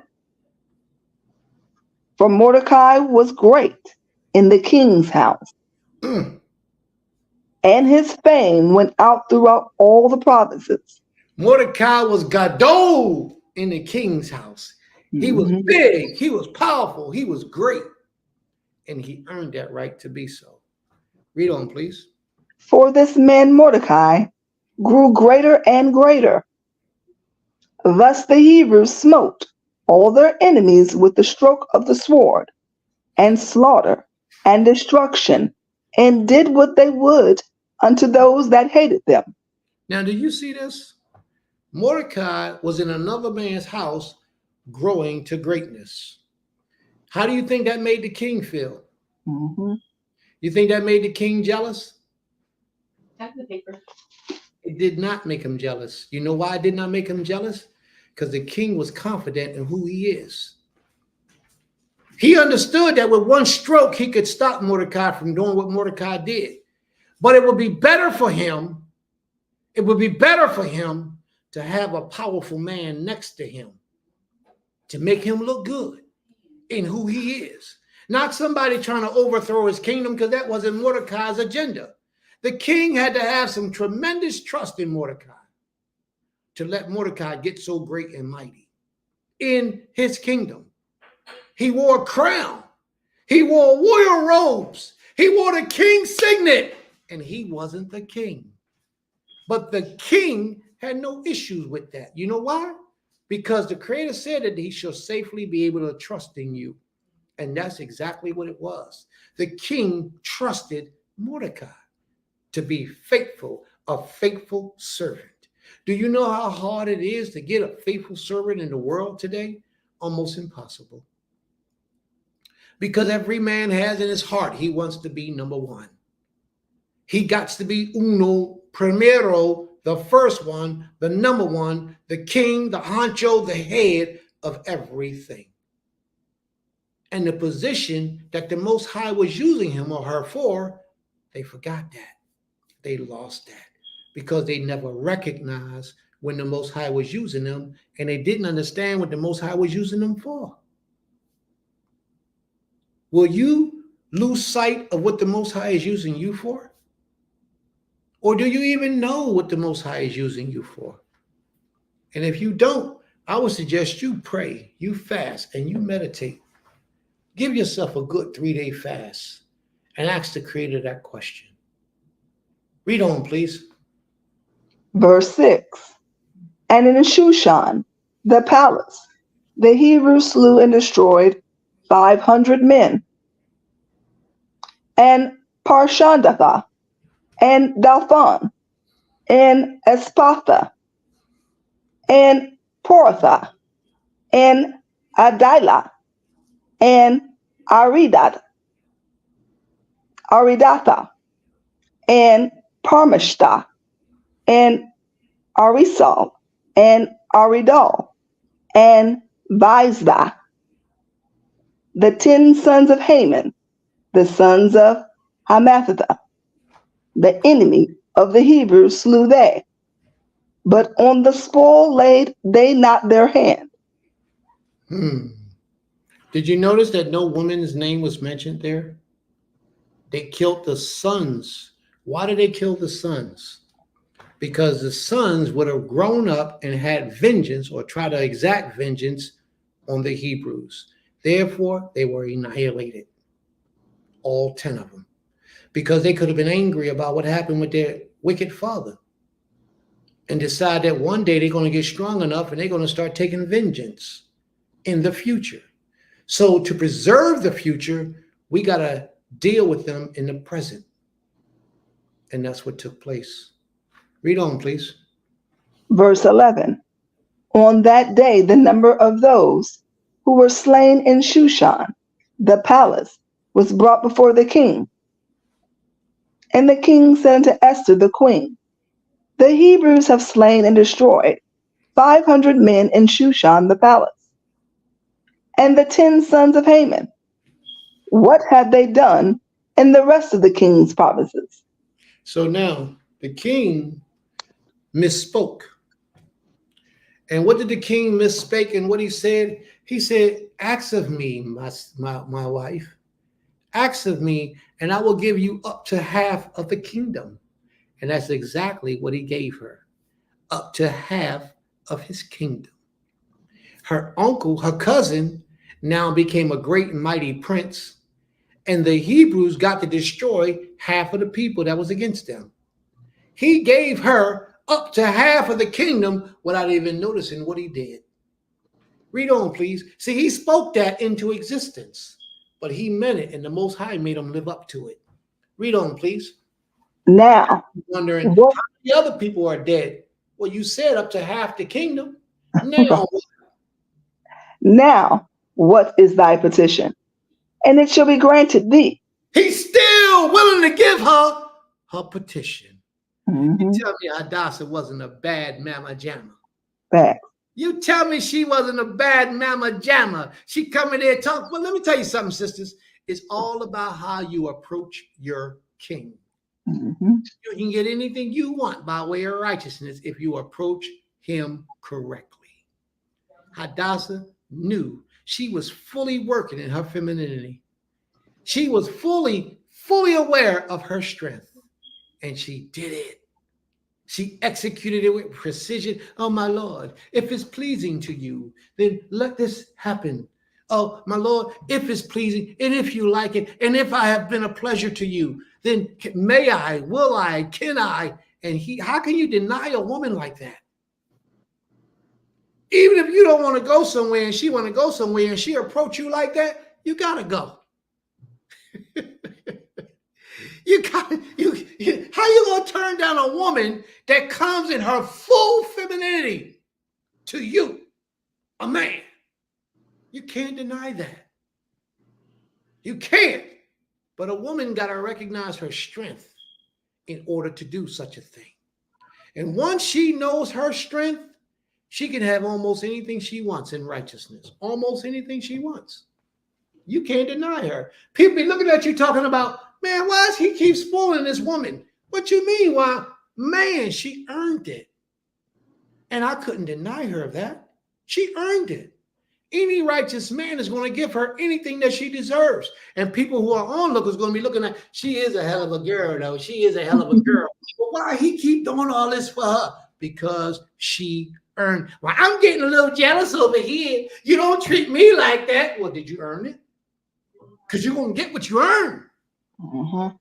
Read on, please. Let's get this book covered. Or what is thy request further? And it shall be done. Then said Esther, if it please the king, let it be granted to the Hebrews, who are in Shushan, to do tomorrow also, according to this day's decree. And let Haman's 10 sons be hanged upon the gallows. And the king commanded it to be done. And the decree was given at Shushan, and they hanged Haman's 10 sons.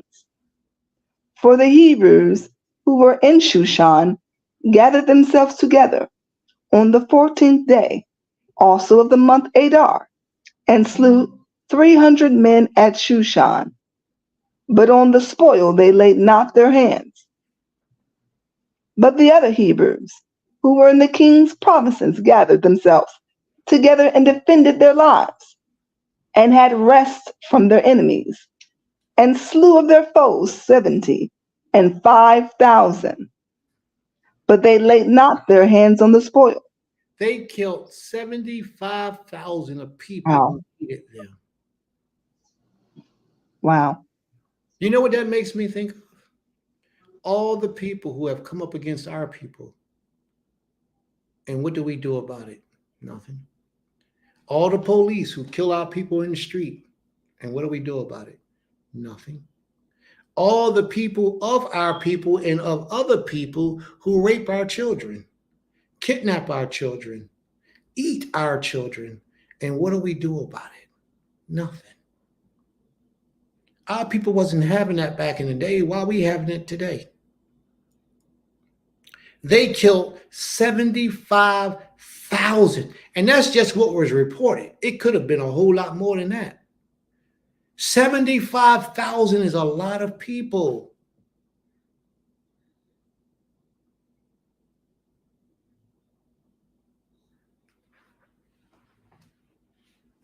Read on, sis, please.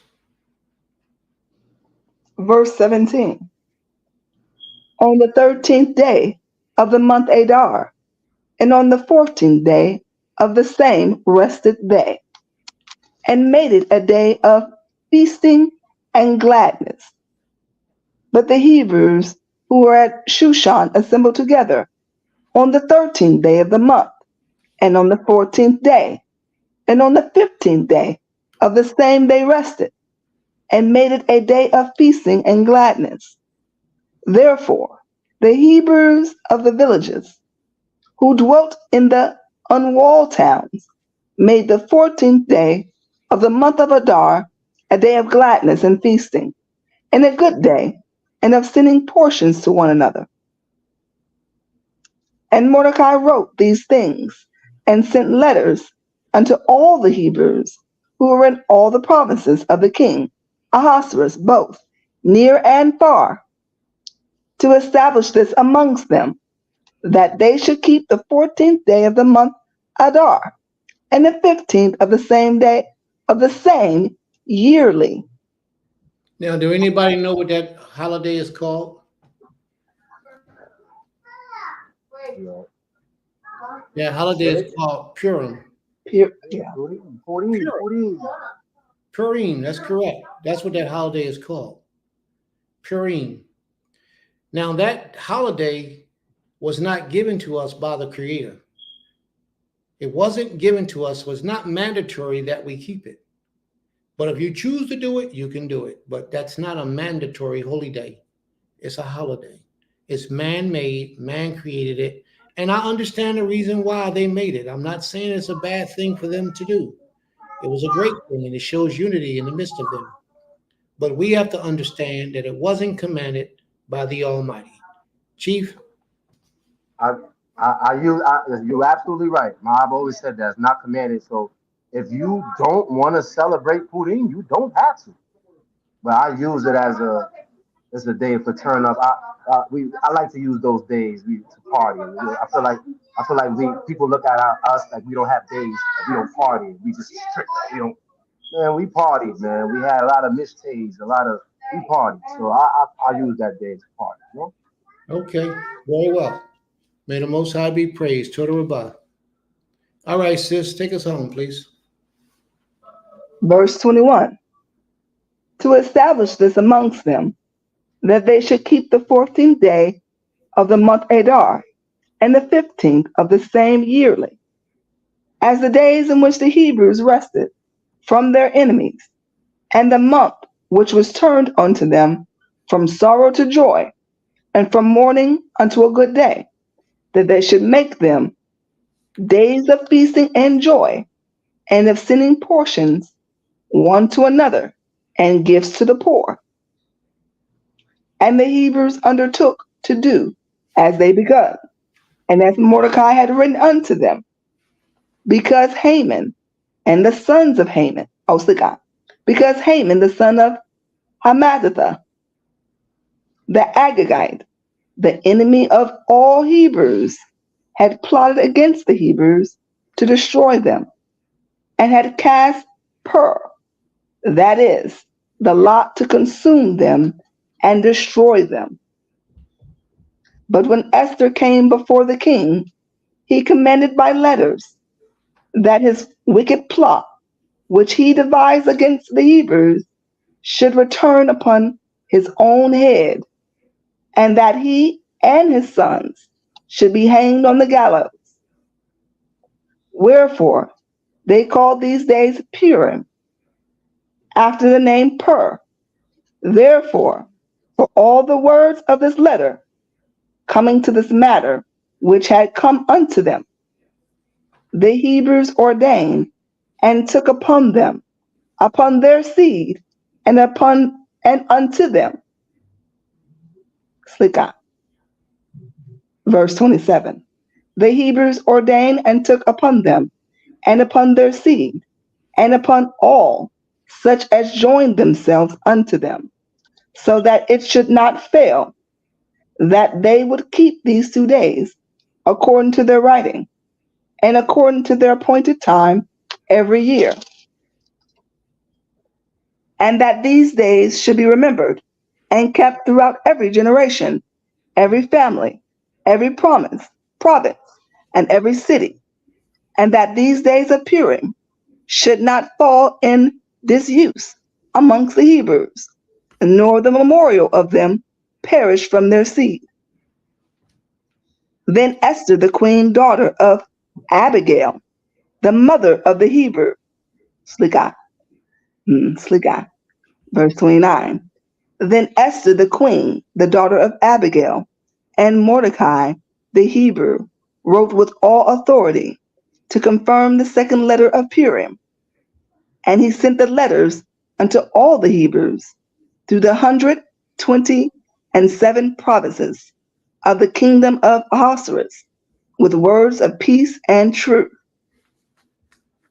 to confirm these days of Purim in their times appointed, according as Mordecai the Hebrew and Esther the queen had enjoined them, and as they had decreed for themselves and for their seed in the matters of fasting and their lamentations. And the decree of Esther confirmed these matters of Purim, and it was written in the book.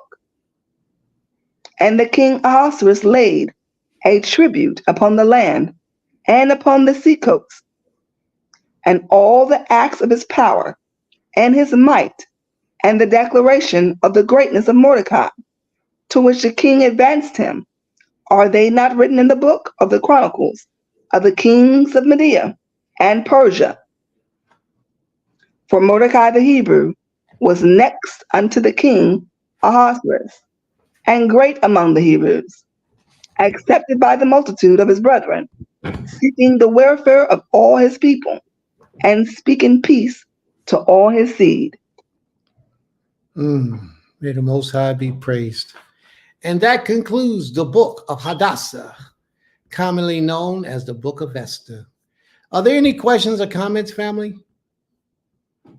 Are there any questions or comments?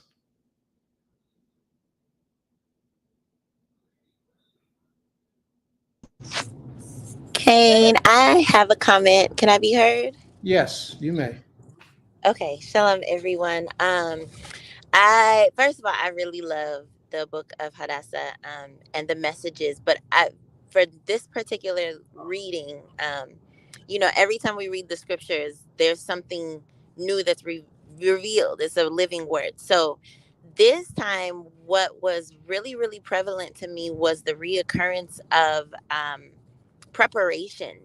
And we see this ongoing attribute of preparation from beginning to end, not only in the characters, but also in the Most High and how he prepared certain things. And so I thought it was very, very interesting that even from the beginning, Mordecai prepared Hadassah for that role, even though he may not have been aware of exactly what her purpose would have been, but he prepared her. And she willingly, by submission, also prepared herself for that role, because we see throughout the whole theme of the story, I don't want to say story, but of the example, really, that she was very avidly submissive. And even to the point where, even in her discomfort and stature, she still was submissive unto her uncle, because she could have just been like, oh, when he came to her and was like, oh, do you think that you're going to get away from everything? Like, if, surely the Most High is not going to spare you and kill all of us. Like, you're about to go down with us. But she could have acted pridefully and arrogantly and said, like, bump it. I'm the wife of the king. Like, I don't know what you're talking about. I don't know you people, which we see a lot of our people do, disowning our own because they have reached a certain level or a certain stature, or, have been accepted into a certain rank of things. But she didn't do that. And she, despite the possibility of literally losing her life, she was still obedient and submissive in that way. And that was due to the preparation that was bestowed upon her from a young age. Also, it shows an example of preparation from a righteous standpoint and then a wicked standpoint, and the consequences of those types of preparations. Because as we saw, Haman prepared all the gallows and everything for Mordecai, and also prepared to kill the Yahudim. However, everything turned on him because his preparations were not set in righteousness of the Most High. So his plans were then foiled. His footsteps were then thwarted because they were not prepared in righteousness. And so that is a very prevalent example, I think, that we can all take from this sense, is that in our preparations, are we preparing for righteousness, or are we preparing in wickedness? Are we preparing in vanity? Are we preparing in pride? And when we prepare in these detrimental aspects, we see a clear example of what happens. It wasn't only Haman that got killed, it was then his sons, the progenitors of his name. So his name was cut off. He was cut off. So I think that's very, very, very deep and profound, that we can often glimpse over. But the preparations of the righteous, as you were kind of stating, Prince, the preparations of righteousness, you don't know what they're going to lead to. And oftentimes, when they are done in righteousness, they lead to a great level of esteem in the Father. Humble ourselves before the Father, and He shall exalt you. So as many times as I've read that story, I didn't really get as deep into the preparation aspect as I guess, been shown this time. But it really, really, really hit home, and I thought that that was very, very beautiful.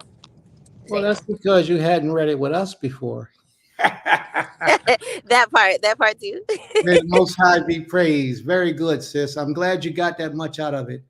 You took it to another level, and I greatly appreciate it. And I like the way you've expounded upon it. You brought a lot of truth out.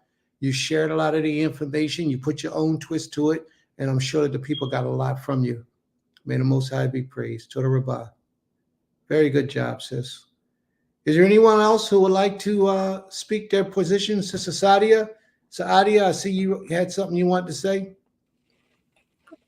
This question was on the floor as well. That was just a statement. I don't think that's a real question. We don't know who Pur is. I don't know who Pur is.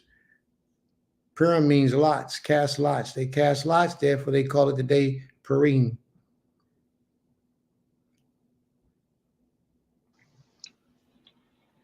Shabbat Shalom again. Shabbat Shalom, sis. I agree with the sister that just spoke in terms of preparation.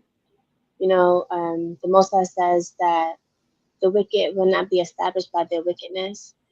And Haman, we see what he has tried to establish himself for was his own demise, just as we in the land of Israel, before we were pushed out, we also devised wicked plans. And so now we are in the land of our captivity, and wickedness has befallen upon us and our daily activities, and then also the oppression that we feel by foreign people. But from the story and the history of Hadassah, it shows that with unity, perseverance, righteousness, and trust and faith in the Creator, we can be established again as a nation. We can be saved. You know, a lot of times, like you said earlier, how can you say that you're a servant of the Creator if you don't serve His people? A lot of times, you know, in this day and time, especially, a lot of our people are oppressed with the strongholds of addiction and mental ill health. You know, we see people constantly asking for help, and a lot of people don't want to help them or give to them because they assume that the money that they give to them is going to be used for needles or for alcohol. But regardless of why they're going to use what they're going to use the money for, if in your heart you have it, you can still give to them. You can go to the store and buy them food. You can give them clothing. You know, like the Most High said in terms of the fast, he said in Isaiah 58, "Is this the fast that I have called for, to break loose the fetters of wickedness and the yokes of the bands, you know, for the oppressed to go free, to deal our bread, you know, to ensure that we actually collectively take care of one another and care about one another. Because although the whole duty of man is to fear the Most High and keep His commandments, the Most High also watches the way in which we deal with one another, and I saw that in even the history of Hadassah. Mm. May the Most High be praised. And that was a lot of information.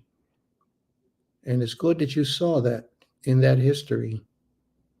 You know, a lot of people read that, hear that, see that, but don't see what's taking place behind the scenes.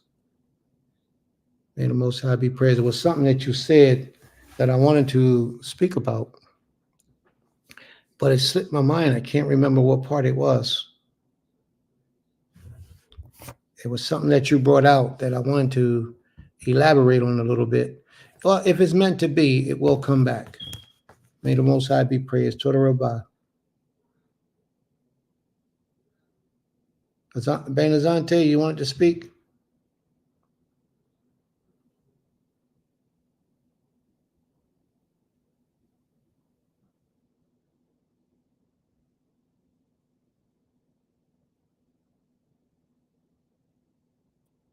Okay. Shalom. Yes.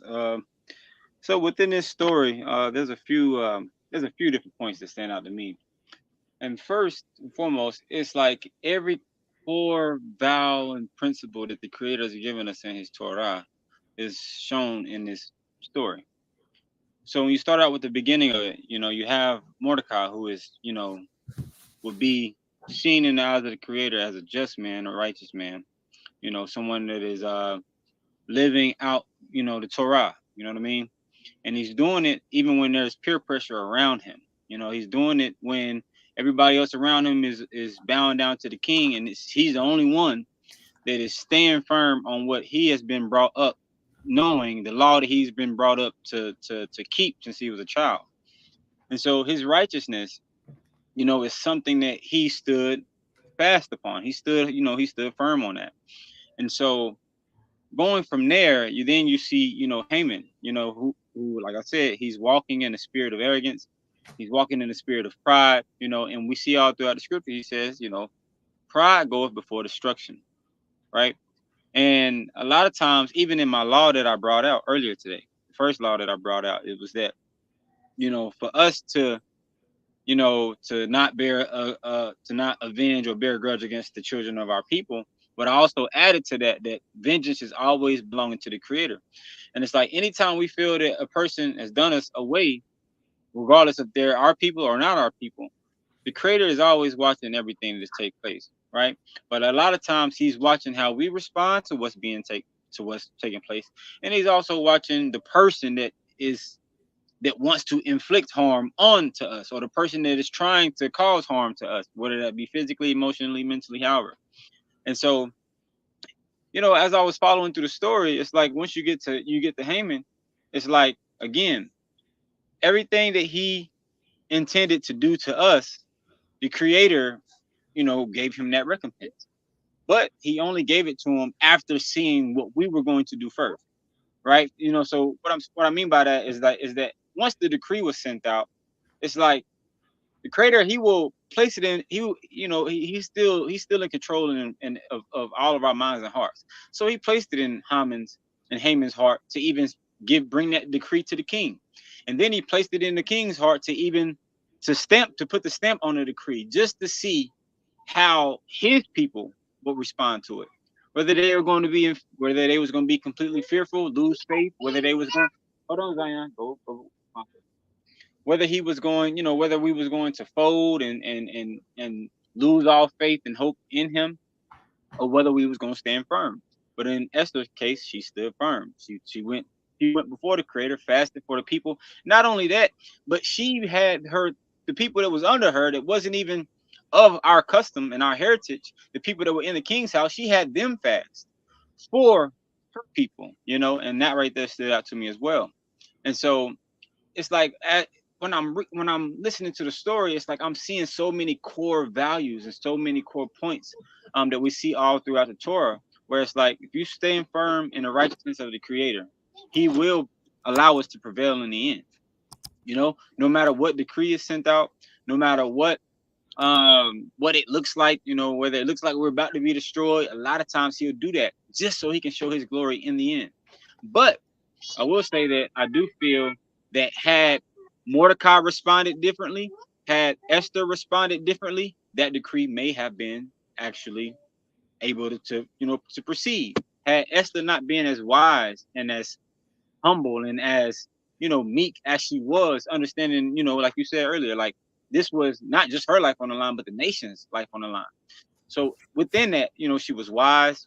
She had to be wise in it, but she had to trust in the Most High. You know what I'm saying? In the Most High, she had to know that the Most High was using her, why He was using her, and how He was using her for us to be redeemed. So it's just a lot of different key points that I feel like we see the entire essence of the Creator in this story. It's a very beautiful thing. One more thing that came to mind. What was it? Yeah, Mordecai. He was, very humble, righteous, striving, keeping the law of the Creator, and he ended up becoming, great in the eyes of the king. You know what I mean? And we see this throughout the scriptures alone, just how many times he's taken us in the presence of what we would consider our enemies. He's brought us in the presence of those that were not us, and allowed us to rise to a higher occasion to save his people. So it's like he has used he's used our enemies every single time to save us. And I feel like that is what truly shows the greatness and the beauty and the awesomeness of the Creator, because it's like every time He saved us, it's been at the hands of the enemy. It's been at the hands of those that was once, trying to take our lives, or what it was once about to take our lives. You know what I mean? But He puts us through the fire first. He puts us through that. Go ahead. Let me put this on Haman's heart. Boom. Let me see how they react. Okay. Let me put this on the king's heart, and let me see how they react. And so, like I said, it's a beautiful thing to see those core values of the Creator being manifested all in one story. So we see pride. We see pride going first, and then the destruction comes. We see the same law. Even the laws of the Creator that He gave only to us, they still apply to the rest of the nation. So get what?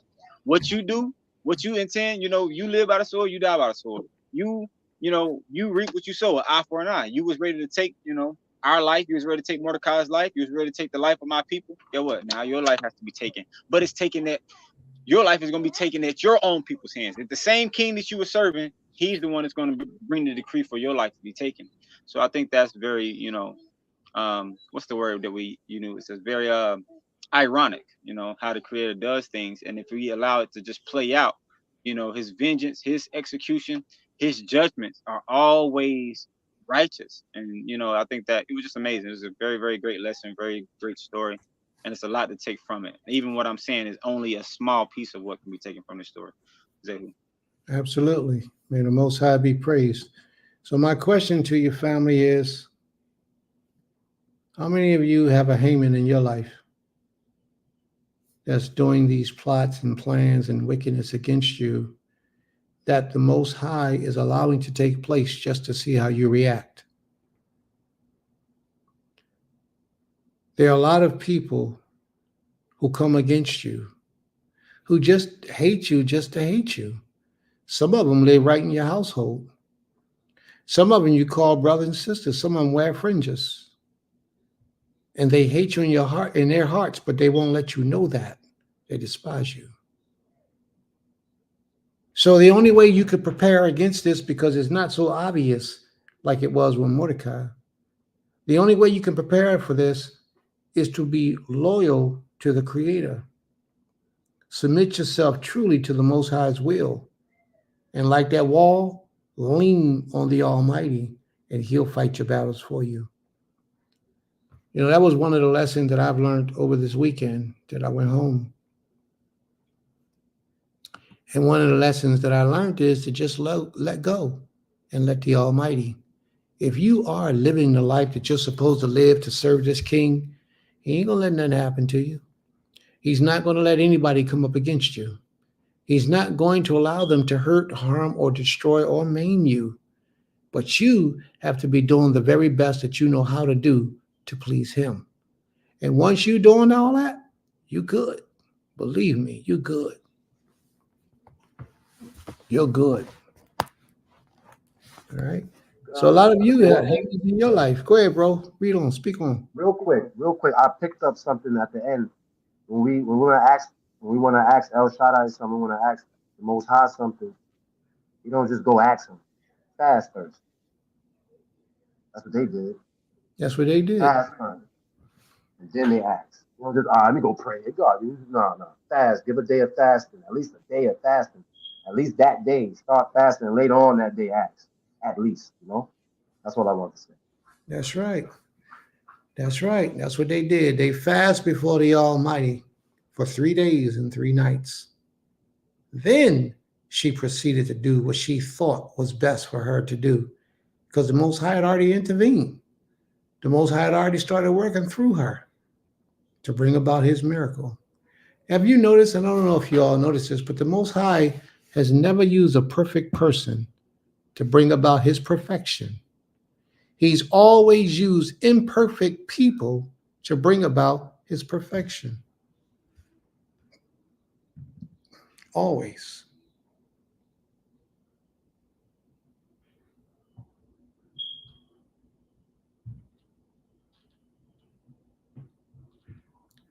Are there any other comments? Any other questions or comments?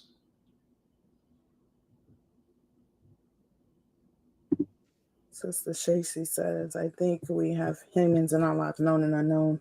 However, if we are faithful to the Creator, they won't succeed. May the Most High be praised. Toda Rabbah. And you're absolutely right, sis. As long as we are faithful to the Almighty, they will not succeed. I'm gonna start walking, so I'm gonna listen. So I'm gonna leave off. All right, shalom, y'all. Shabbat shalom. Shabbat shalom. The Most High be with you. Hold on, Moray. I appreciate Shabbat you. shalom. I appreciate you, Moray. May the Most High be with you. Baruch Shemo. Ibadak El Shaddai. Toda Rabbah Gam Lakah.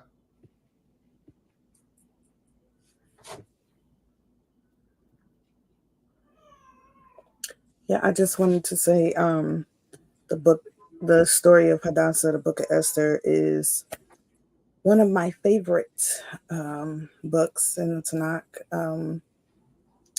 A lot of times on Shabbat, on Erev Shabbat evenings, when I'm here, usually by myself, I watch the Bible depiction movie of it, because it's just something about just the whole story from the beginning to the end.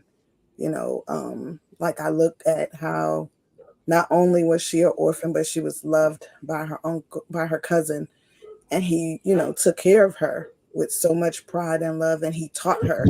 He didn't just take her in, but he raised her up to be a great woman, and he taught her of the ancient ways.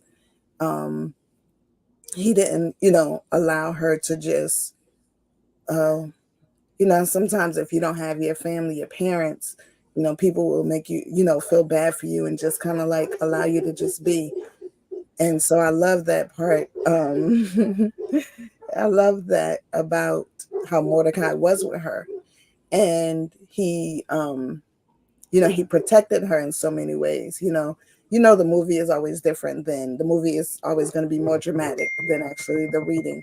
But when I read, when every time I read it, it gets deeper and deeper. And of course, I loved how humble she was, and how she fasted. Like that's a big thing for me, because I know whenever I fast, I always feel more connected to the Creator, and just more connected, period, to the people. I feel, like my senses are more at alert.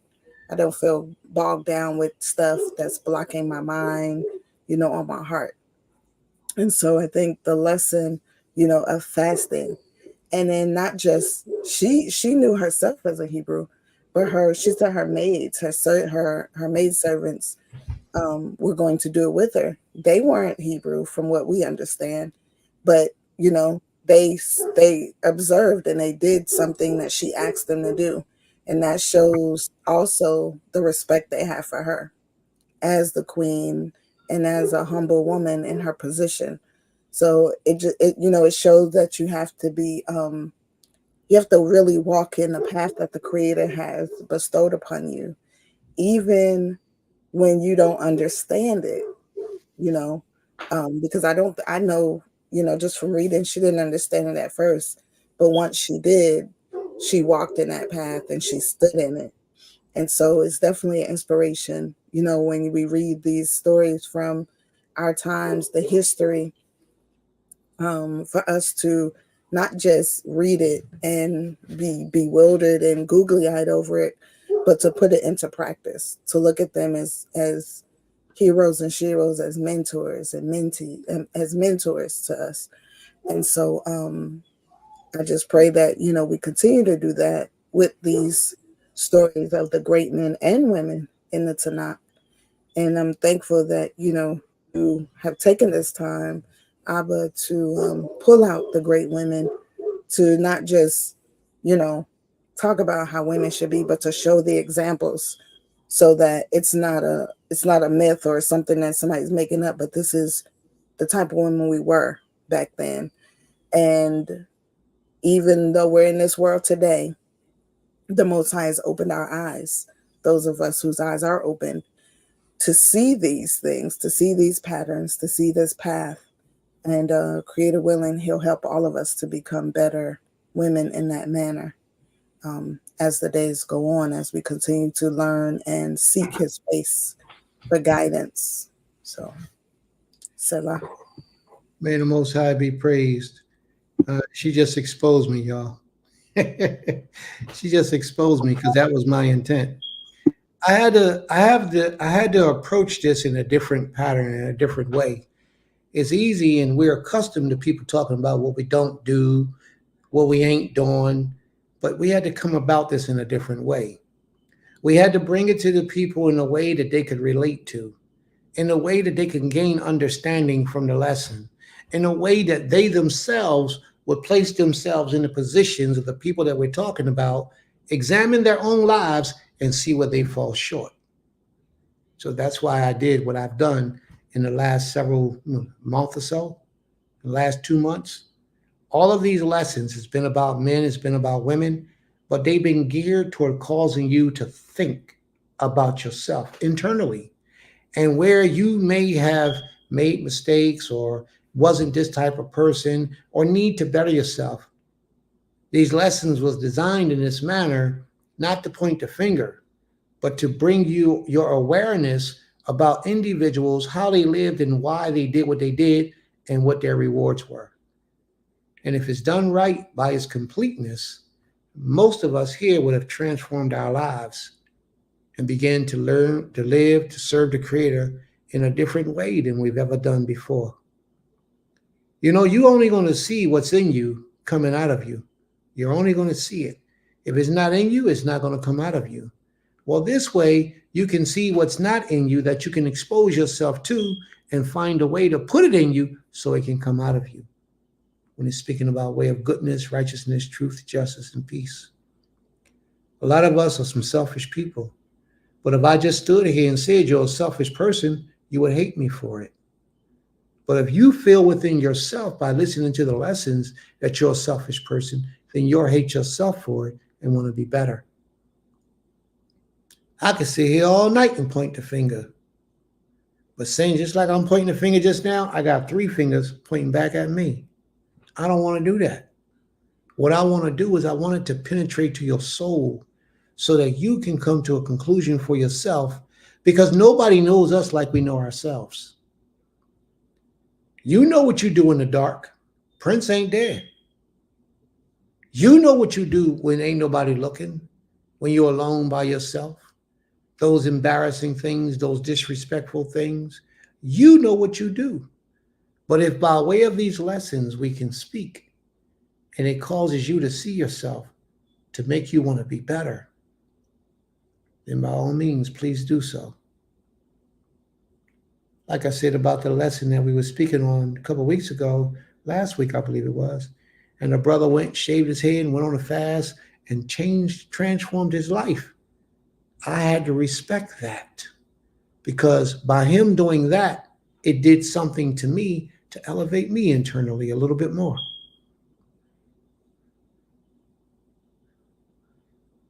So we should all be affected by these lessons because what we try to do is touch the heart, the soul, and the mind of everybody in the listening audience.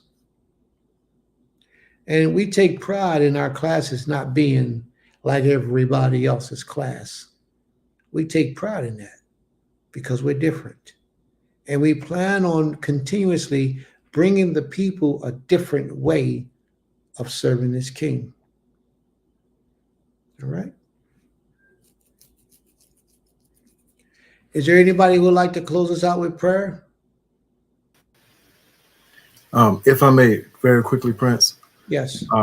One of the things that I really saw in this, again, Total About for bringing forth this lesson, very much appreciative of the attack that you take in bringing it forth so that we can identify with these things ourselves. It makes it more visceral, and it puts us in a place to where, just like you said, we have to put ourselves in the place of these people. It's not just a story that we read and it's like, wow, these poor people, all the things that they went through. You start thinking, no, this is us.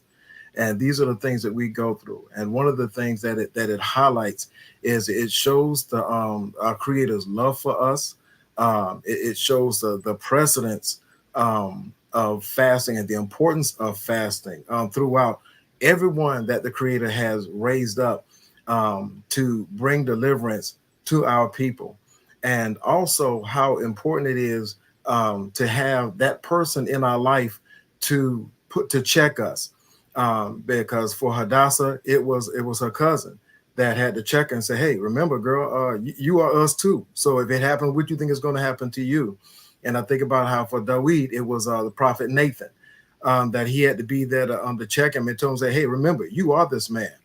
And again, like I said, how the Abba doesn't use perfect people. And many times we know perfect not meaning flawless, but mature in so many ways. But again, you brought out so many great points that a lot of times it's adversity that brings out the most in us, and it brings out us. And again, you gave a great definition of what character is. Your character is what you do when people aren't looking.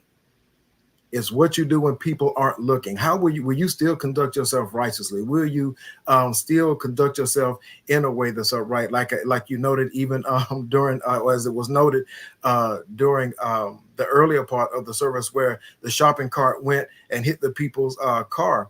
And though I was not present, I was still listening.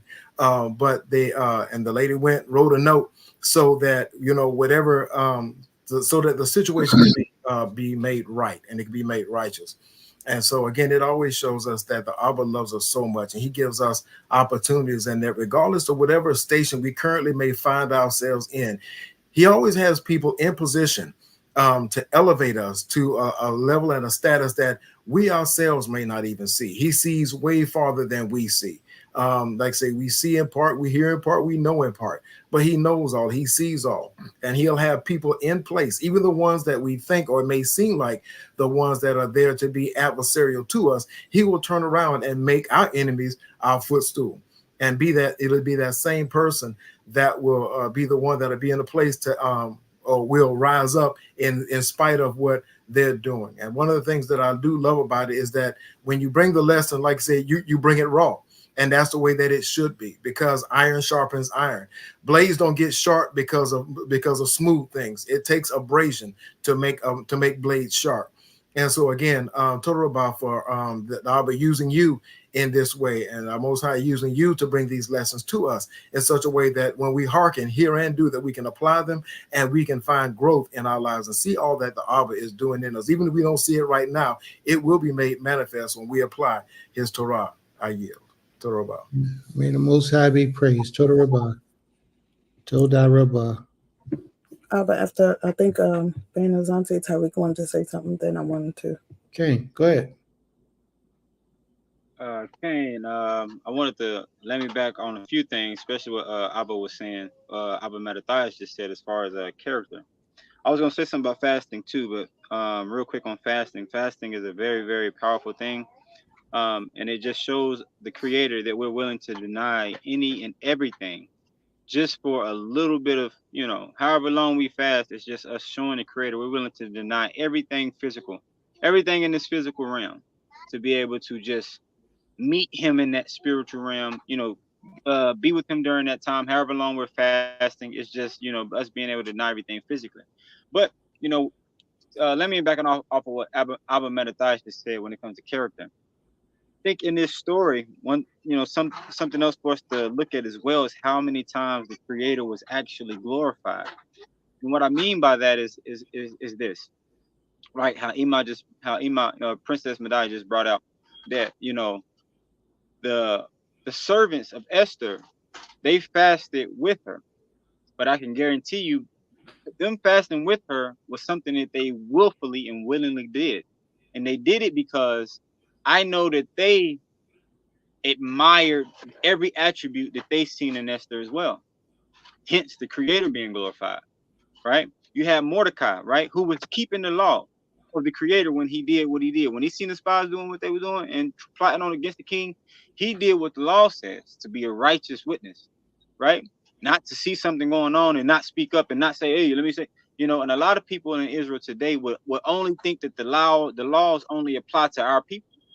But Mordecai was keeping the law he was keeping the law even for the outside nations, because he could have been like, man, these ain't my people. This ain't my, I work here, but this ain't my people.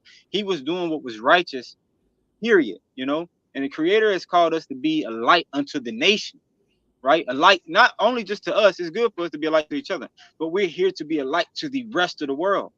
And the Creator was glorified in that, because Mordecai, he kept the law not only for his people, but he kept it for the outside nations too. And by him doing that, the king the king may not even understood that he was glorifying the Creator, when he did what he did for Mordecai. When he remembered Mordecai and was amazed at how, Mordecai did what he did for him and saved his life, he was really giving glory to the Creator, because it's the Creator's laws that molded Mordecai into the man that he was. Esther, it was the Creator's laws that molded her into that spirit, that essence, that everything that he admired. So he didn't even realize him looking at Esther was only him looking at a feminine manifestation of the Creator. So the Creator was glorified in so many ways, all the way to the point to where her servants was willing to do anything that she was doing just so that they could get a piece, a glimpse, a little bit of that charisma, a little bit of that, essence that she had, which all came from the essence of the Creator's laws. So all throughout this situation, we see the Creator being glorified, even in Haman's envy. We see the adversarial spirit all over him, envying, Mordecai, because he's how devout and how loyal he was to the Most High.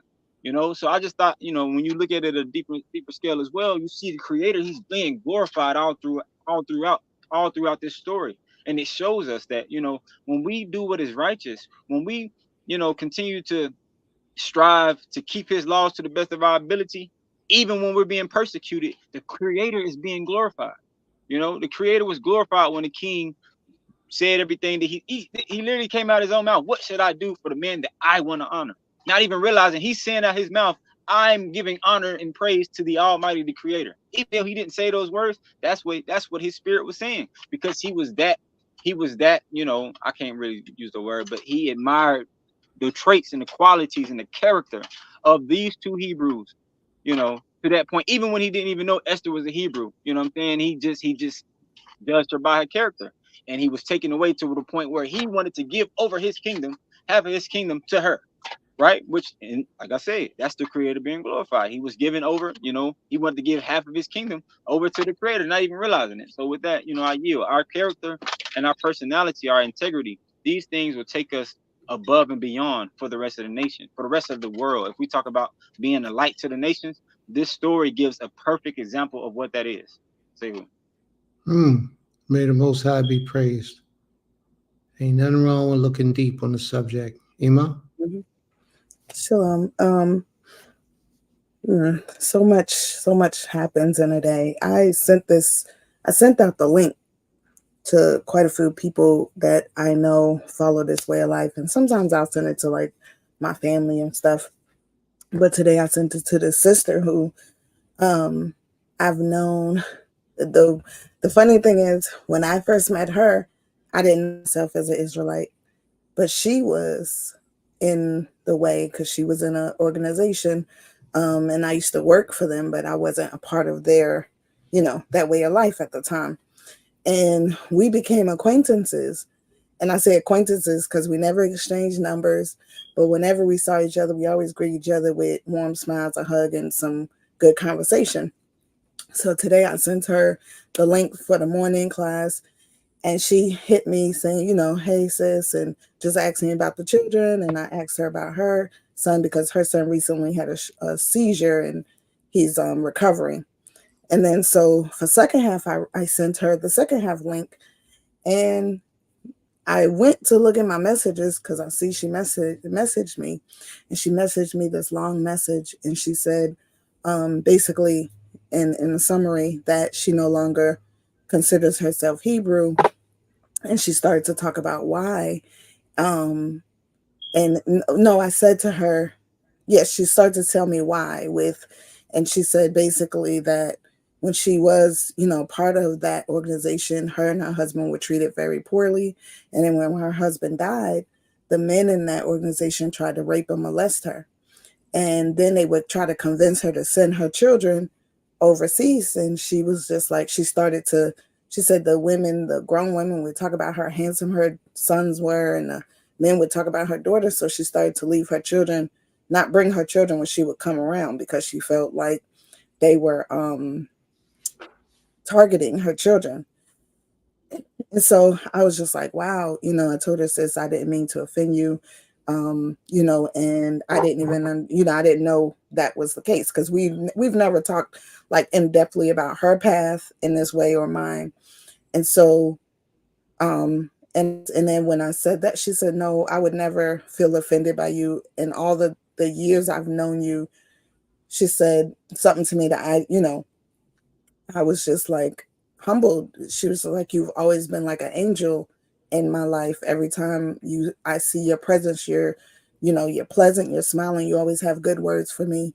And I don't know why I'm getting emotional, but it made me just really consider what people go through.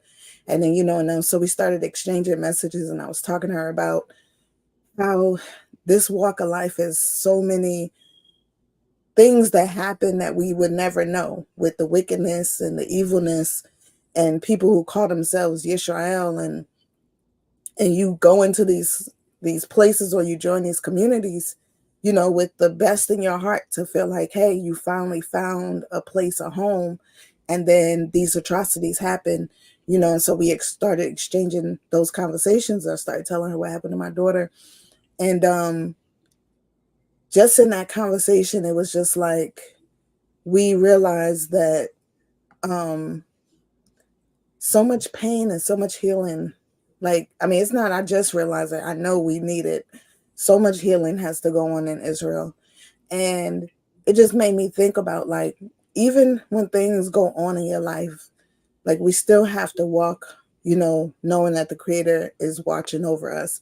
I would have never known that she wasn't practicing or walking in this path anymore, because she still carries herself in, great dignity and integrity. And it just made me realize, like, you know, it's so much more important, and ties into what we're saying is the character of who you are, you know, and walking in that and staying in that, regardless of how bad the people treat you, regardless of the things that break your heart, you know, in this path. And it's just, you know, something we said earlier, like we have to do a forum on these situations that have happened to young women and young men in this walk, because so many are suffering from being molested, raped, sodomized, um, you know, sexually abused.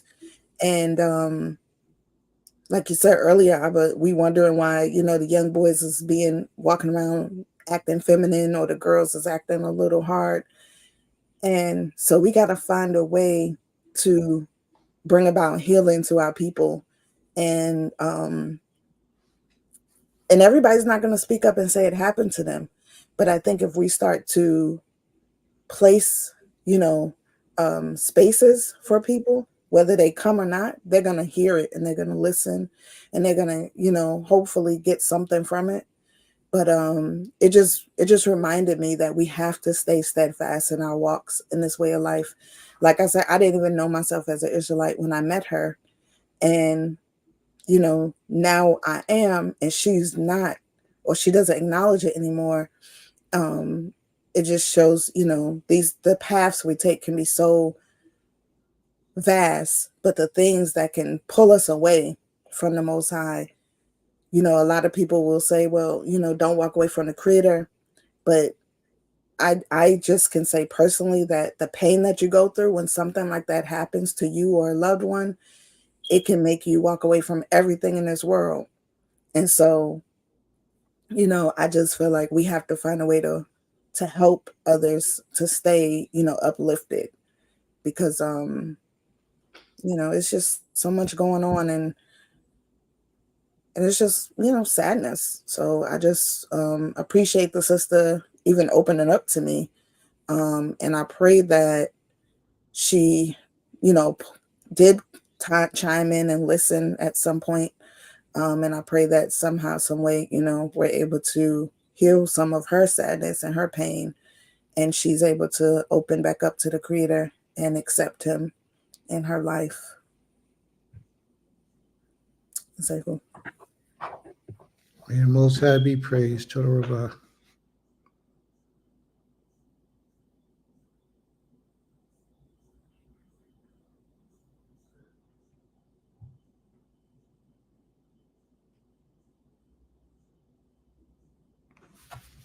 May the Most High be praised.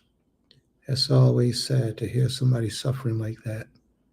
One of the things that we have to discuss, though, is when people, if your leadership fails you, you can't disannul being Hebrew. I mean, it's in your blood because a man has failed you. You can't disannul, not that we know that this is a situation, but you can't disannul the Almighty because man has let you down. You can't walk away from the Creator. You find another organization, another body of people, or you keep to yourself, but you keep the Most High in the forefront of your mind. And just let one man be your head instead of a movement or a group of people that's not doing right. But we can't walk away from the Almighty. I like what Sister Titi said, that we all should get together, all y'all sisters, and go visit her and talk to her and let her see the power of the nation of Beulah Lane at Temple Kepharim. Let her feel that energy. Let her feel that warmth, that spirit, that people care. And she might be in need of that right now. You never know what she's going through. And you never know how long it's been since she's experienced those things. But I'm very familiar with sending them boys across seas and her daughters across seas to the land so that these men can have their way with her. I'm very familiar with the brothers over there taking sisters and moving them from man to man to man to man and claiming that they're all wives and they're having children. It's confusion, and it's horrible over there. But that's what they do. That's what they do. And nobody says or do anything about it. So all we can do our very best with what the Most High has given to us. And anybody who we have that comes within us will comfort and we'll guide them and lead them to the best way possible as long as they're willing souls. And if they're not willing souls, there's not much that we can do. Because if they're not going to cooperate, then we can't penetrate them with any lesson that we may have for them. You know? So you have to willingly give yourself over to righteousness. You have to willingly desire to live a righteous life, to receive the teachings and the blessings and the protection of the Almighty. All right? So, I mean, I'm sad that she had to go through that. And I wish it was something we can do to help her. But I'm sure you'll stay in touch with her. I'm sure you'll stay in contact with her. And you might be the one, remember? Recognize when the Most High is using you. You might be the one that the Most High uses to reignite that fire in her and bring her back to His oneness.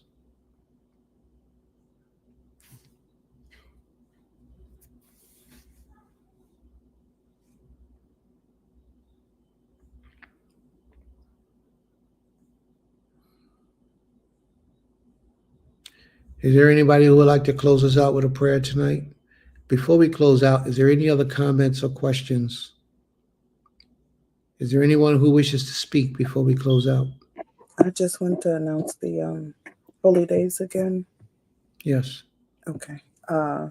Holy days, going by the One Nation Calendar Coalition, where we follow the moon sighting. The holy days begin in September. The first holy day is coming in a few weeks. It'll be coming the night at sunset on the 4th, all day the 5th, which is Yom Teruach. Yom Teruach is not a feast day, but it is a set apart day. So we will commence to cook the day prior, and then Yom Kippurim is on the 14th. Comes in the evening at sunset on the 13th, all day the 14th, which is on a Shabbat. We don't cook anyway on that day, but we will fast and be in the Knesset with one another, create a willing for those who are able to attend. And then, and of course, Yom Teruach and Yom Kippurim, we will have teachings, I believe, on StreamYard for a short period of time.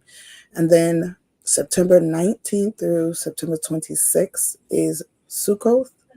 The last day of Sukkot is Shemini Atzeret, which is the 26th, which is not a feast day, but it is the end of the holy season for the year. So, as put out there before, if you would like to attend, please inbox myself. If you are a sister, inbox myself or Nasika Amuna, or any of the other sisters on our platforms, or Zakaria. And then if you're a brother, please inbox Maish, Prince Kazardar, or Nasik Reshi Shema. Or you can reach out to Elder Mattathias as well. So please let us know. And we do not, it's the Shabbat, but I'm just letting you all know we do not have feast fees. We ask that everyone come because it is a commandment by the Creator that we adorn ourselves in these feast days and these holy days and these set apart times. And it's not a commandment for us to use these times as fundraisers or a way to take from our people, but a way to gather our people. And all we ask is you come willingly with a helping heart and a helping hand and a helping mind to build upon each other and to build in the Most High's name. So once again, feast days starting September the 5th. It's Yom Teruach, Yom Kippurim, September 14th, and Sukkot, September 19th through 26th. May the Most High be praised. All right. And the Most High be praised. And what she couldn't say that I could say is that we do ask for donations. So you can give a donation of any size. It'll never be too big, it'll never be too small, just as long as you give in order to partake of the feast. Because the Most High says no one shall come empty handed. And if you can't give financially, give of your time, come, cook, clean up, help, play security, do whatever you have to do to make it to be a success. May the Most High be praised.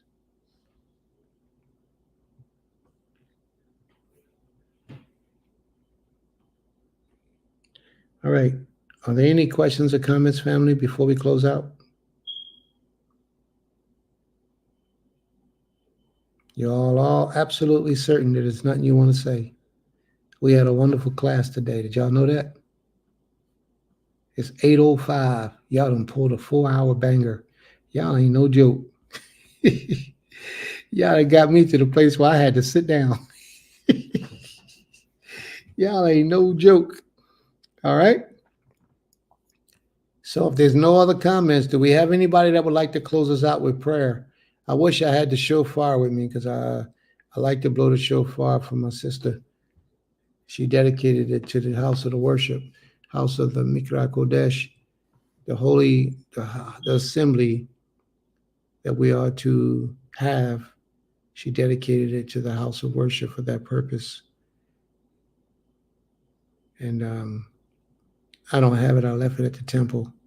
But when I go back to the temple, I got to blow the shofar because that's what she has for me to do.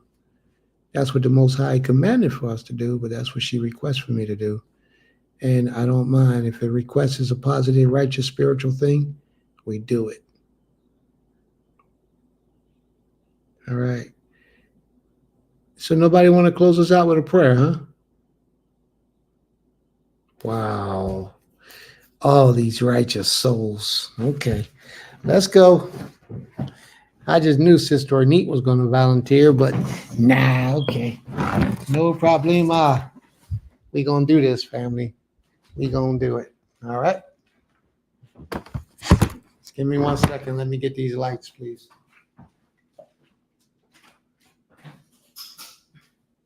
Say, Prince, why do you pray in the dark, Prince? Why do you pray in the dark? What, you're into some crazy stuff?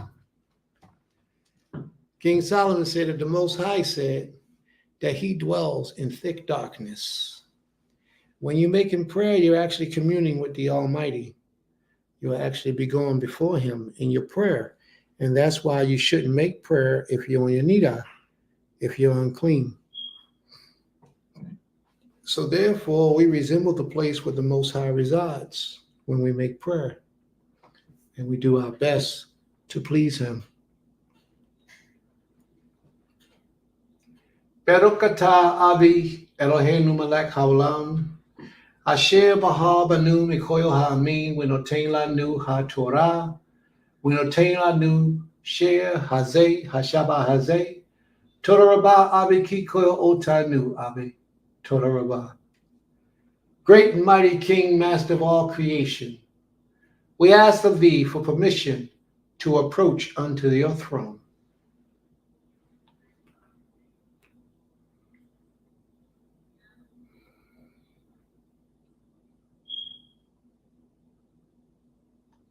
Father, giver of life, owner and possessor of all souls, master of creation, we thank you, we honor, and we worship you. We come before thee, O great King, asking that thou will have mercy upon our souls, that thou will have mercy upon all those who truly desire to live a righteous life before you, who truly desire to give unto you the best of themselves, who are willing to walk the walk and not just talk the talk. Have mercy upon them, Father, and open up their minds and shower your blessings upon them, that they may draw closer to you as the days go by. Thank you, Father, for allowing this day to be another joyous occasion where so many souls were touched by the collective effort of us all, causing this day to be a success. Another Shabbat day in history in your record books that we have all participated in. This day shall be remembered throughout all eternity as a day that the children of Yisrael in Beulah land at Temple Kipharim has assembled themselves before the Holy One of Yisrael to worship, to honor, and to praise him, and to teach others to do the same. We're grateful that you have chosen to use us at this particular time for this purpose, but we ask, O Most High, that you allow all of our brothers and sisters within the sound of our voice to recognize when they are too are being used by you, that they may go over and beyond in their service of worship and praise unto you, that you may clear their paths where they're cloudy in their vision, that you may bring their minds into full and complete understanding of what to do in the times of their confusion, that you may help them humble their soul and requite their spirit as they walk in their journeys to learn more of you. Help us to separate ourselves from our own desires to do those things that are pleasing and right and acceptable in your sight. For you are the master. You are the king. You are the giver of life, the eternal one, the one and the only one worthy of all praise. It is unto thee, O great King, that we pray. Thank you for this beautiful day. Thank you for blessing your people. Thank you for giving us opportunity to once again serve you and worship you and honor you. For we have strived for so long, and there are many things that we have done wrong. But through the lessons that you have blessed us to have, we are learning each and every Shabbat how to draw closer to you. We thank you for that opportunity. And thank you for providing a place where we all can live in unison and in unity in this earth, in this day and time, where everyone in that community is worshiping, serving you with the same agenda to give you praise to the best of their ability. Unto thee, O great King, we pray now and forevermore. Toda Rabbah, Abi, Abi, Toda Rabbah. Thank you, Most High, for your mercy. Toda.